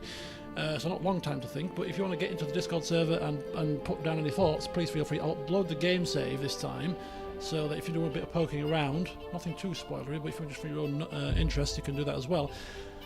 He wants to get a combat ability. That was a Valyrian sword. So that's the option. The third option, really, and final option of when it comes to ambition and taking things and going to war for things is blood feud with the king, who's now a bit bloodied actually. Don't know what he's done. But for that we need a couple of extra allies. If we get the reach thing done and put somebody on the reach who we've put on there, instant ally pretty much. He's brought a daughter across, hasn't he? We just have to have a son to match up with that daughter, instant ally. That's 3 allies. And then we're just working on the Vale. She's another daughter. Yeah, family focus. Let's put it on now before I forget, because we should be able to do it now. There we... Second moon. Oh, flipping hell. Next session, family focus. Family first, want lots of kids. So yeah, I'm seeing a medium-term plan forming now. Doesn't involve us increasing our own stock, our own levy, our own reserves, because we're leveraging the reserves of others through diplomacy instead. Much faster and much more beneficial. Could we, even with every building possible in this land, get 80,000 extra men? No, of course not. That's minimum. That's without the reach. Add the reach and the Vale by to the mix within sort of 4 years if we pump kids out quick enough. The king would be powerless to stop us. Which sounds pretty spiffing fantastic if you ask me. So yeah, I'm going to go away. I'm going to do a little bit of research about the Mega War system, because I've never had to use it before, but now that we're Lord Paramount, it comes into play a lot more for us personally. So I'm going to do a bit of research about that, and then I'm going to have a poke around and just sit down and, pros and cons of each plan. So hopefully by Wednesday, if we do stream Wednesday, which is looking likely at the moment, we'll have some clear direction and less bumbling and fumbling. The whole Mega War, the whole blood feud situation today threw me completely off in terms of the catastrophic possibilities of it all. But it's certainly opened up an interesting twist, because who knows, within the next couple of sessions, if all goes swimmingly smooth, which is never the case in this game, but if it does, every Baratheon in this land could be in my prison. Well, every Baratheon... Is it every Baratheon, or every Baratheon that's got land, at least, I think, could end up in my prison? I mean, we're talking about a way to... Every Baratheon in the realm... even if I save the game at this point, which I will do, because if it never happened in the series, I would be interested to see it happen and orchestrate it outside of the series, to see just the devastation of it. Would be quite immense. You've got 62 prisoners in your cells. What, is that every Baratheon? Yeah, kill them all. All 62, they'd be wiped out. Yeah, kill them all. Kill them all. All of them gone. Dead. Tyranny, whatever. I don't care. Kill every one of them. This blood feud ends tonight. The damn lot of them. Everyone. That can't be possible, surely. Is it? We'll find out after I've done some research. So, folks, there you go. Go forth, enjoy the rest of your evening. But, yeah, if that is correct, yeah, Nagisa, please, in the Discord server, this is the perfect time to I say, when I upload the game save particularly as well, if we can get to the answer of this question, because, I mean, it is a game mechanic thing as well, but... if that is the answer, that yes, every living Baratheon will be imprisoned because we'll be defeating the king, who's the top realm person. That has to be our goal. The Baratheons have plagued us since the days of Renly. Oh, how they have plagued us. You know, the history books have come out and Oliver's pouring through them. Look what he did there. Look what they did there. Look what they did here. What about Eric the Second? Great granddad. Yeah, imprisoned. Told he were going to be released, chopped his head off. Not having it. Not having it. So yeah, please do tell me if it results in every, because it's a bit blurry that at the moment. It'd be interesting to know. It's not going to change my outlook on things because I like the sound of even imprisoning all the landed Baratheons. I mean, that means that there will be no landed Baratheons for a little while, which makes life a little bit easier. And you know, I still don't know what would happen with the kingdom title either. Who would become the king? Because we're imprisoning the king, right? So who would become the king? Would the king keep his land? Or would we get it? We wouldn't get it, would we?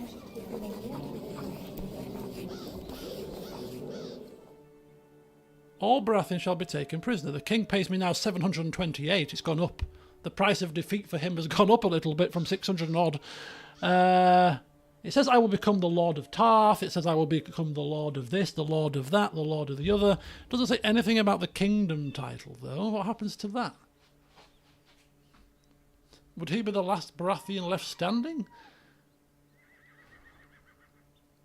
Lots to ponder on, but I'm sure the wiki might be a bit clearer on that, or if not, some Reddit post somewhere. But yes, we shall end it here, and in the next one, between now and then, we'll hopefully have the makings of a clear plan as to how we proceed onwards. But to whichever route we do go down, I think the route is going to involve warfare.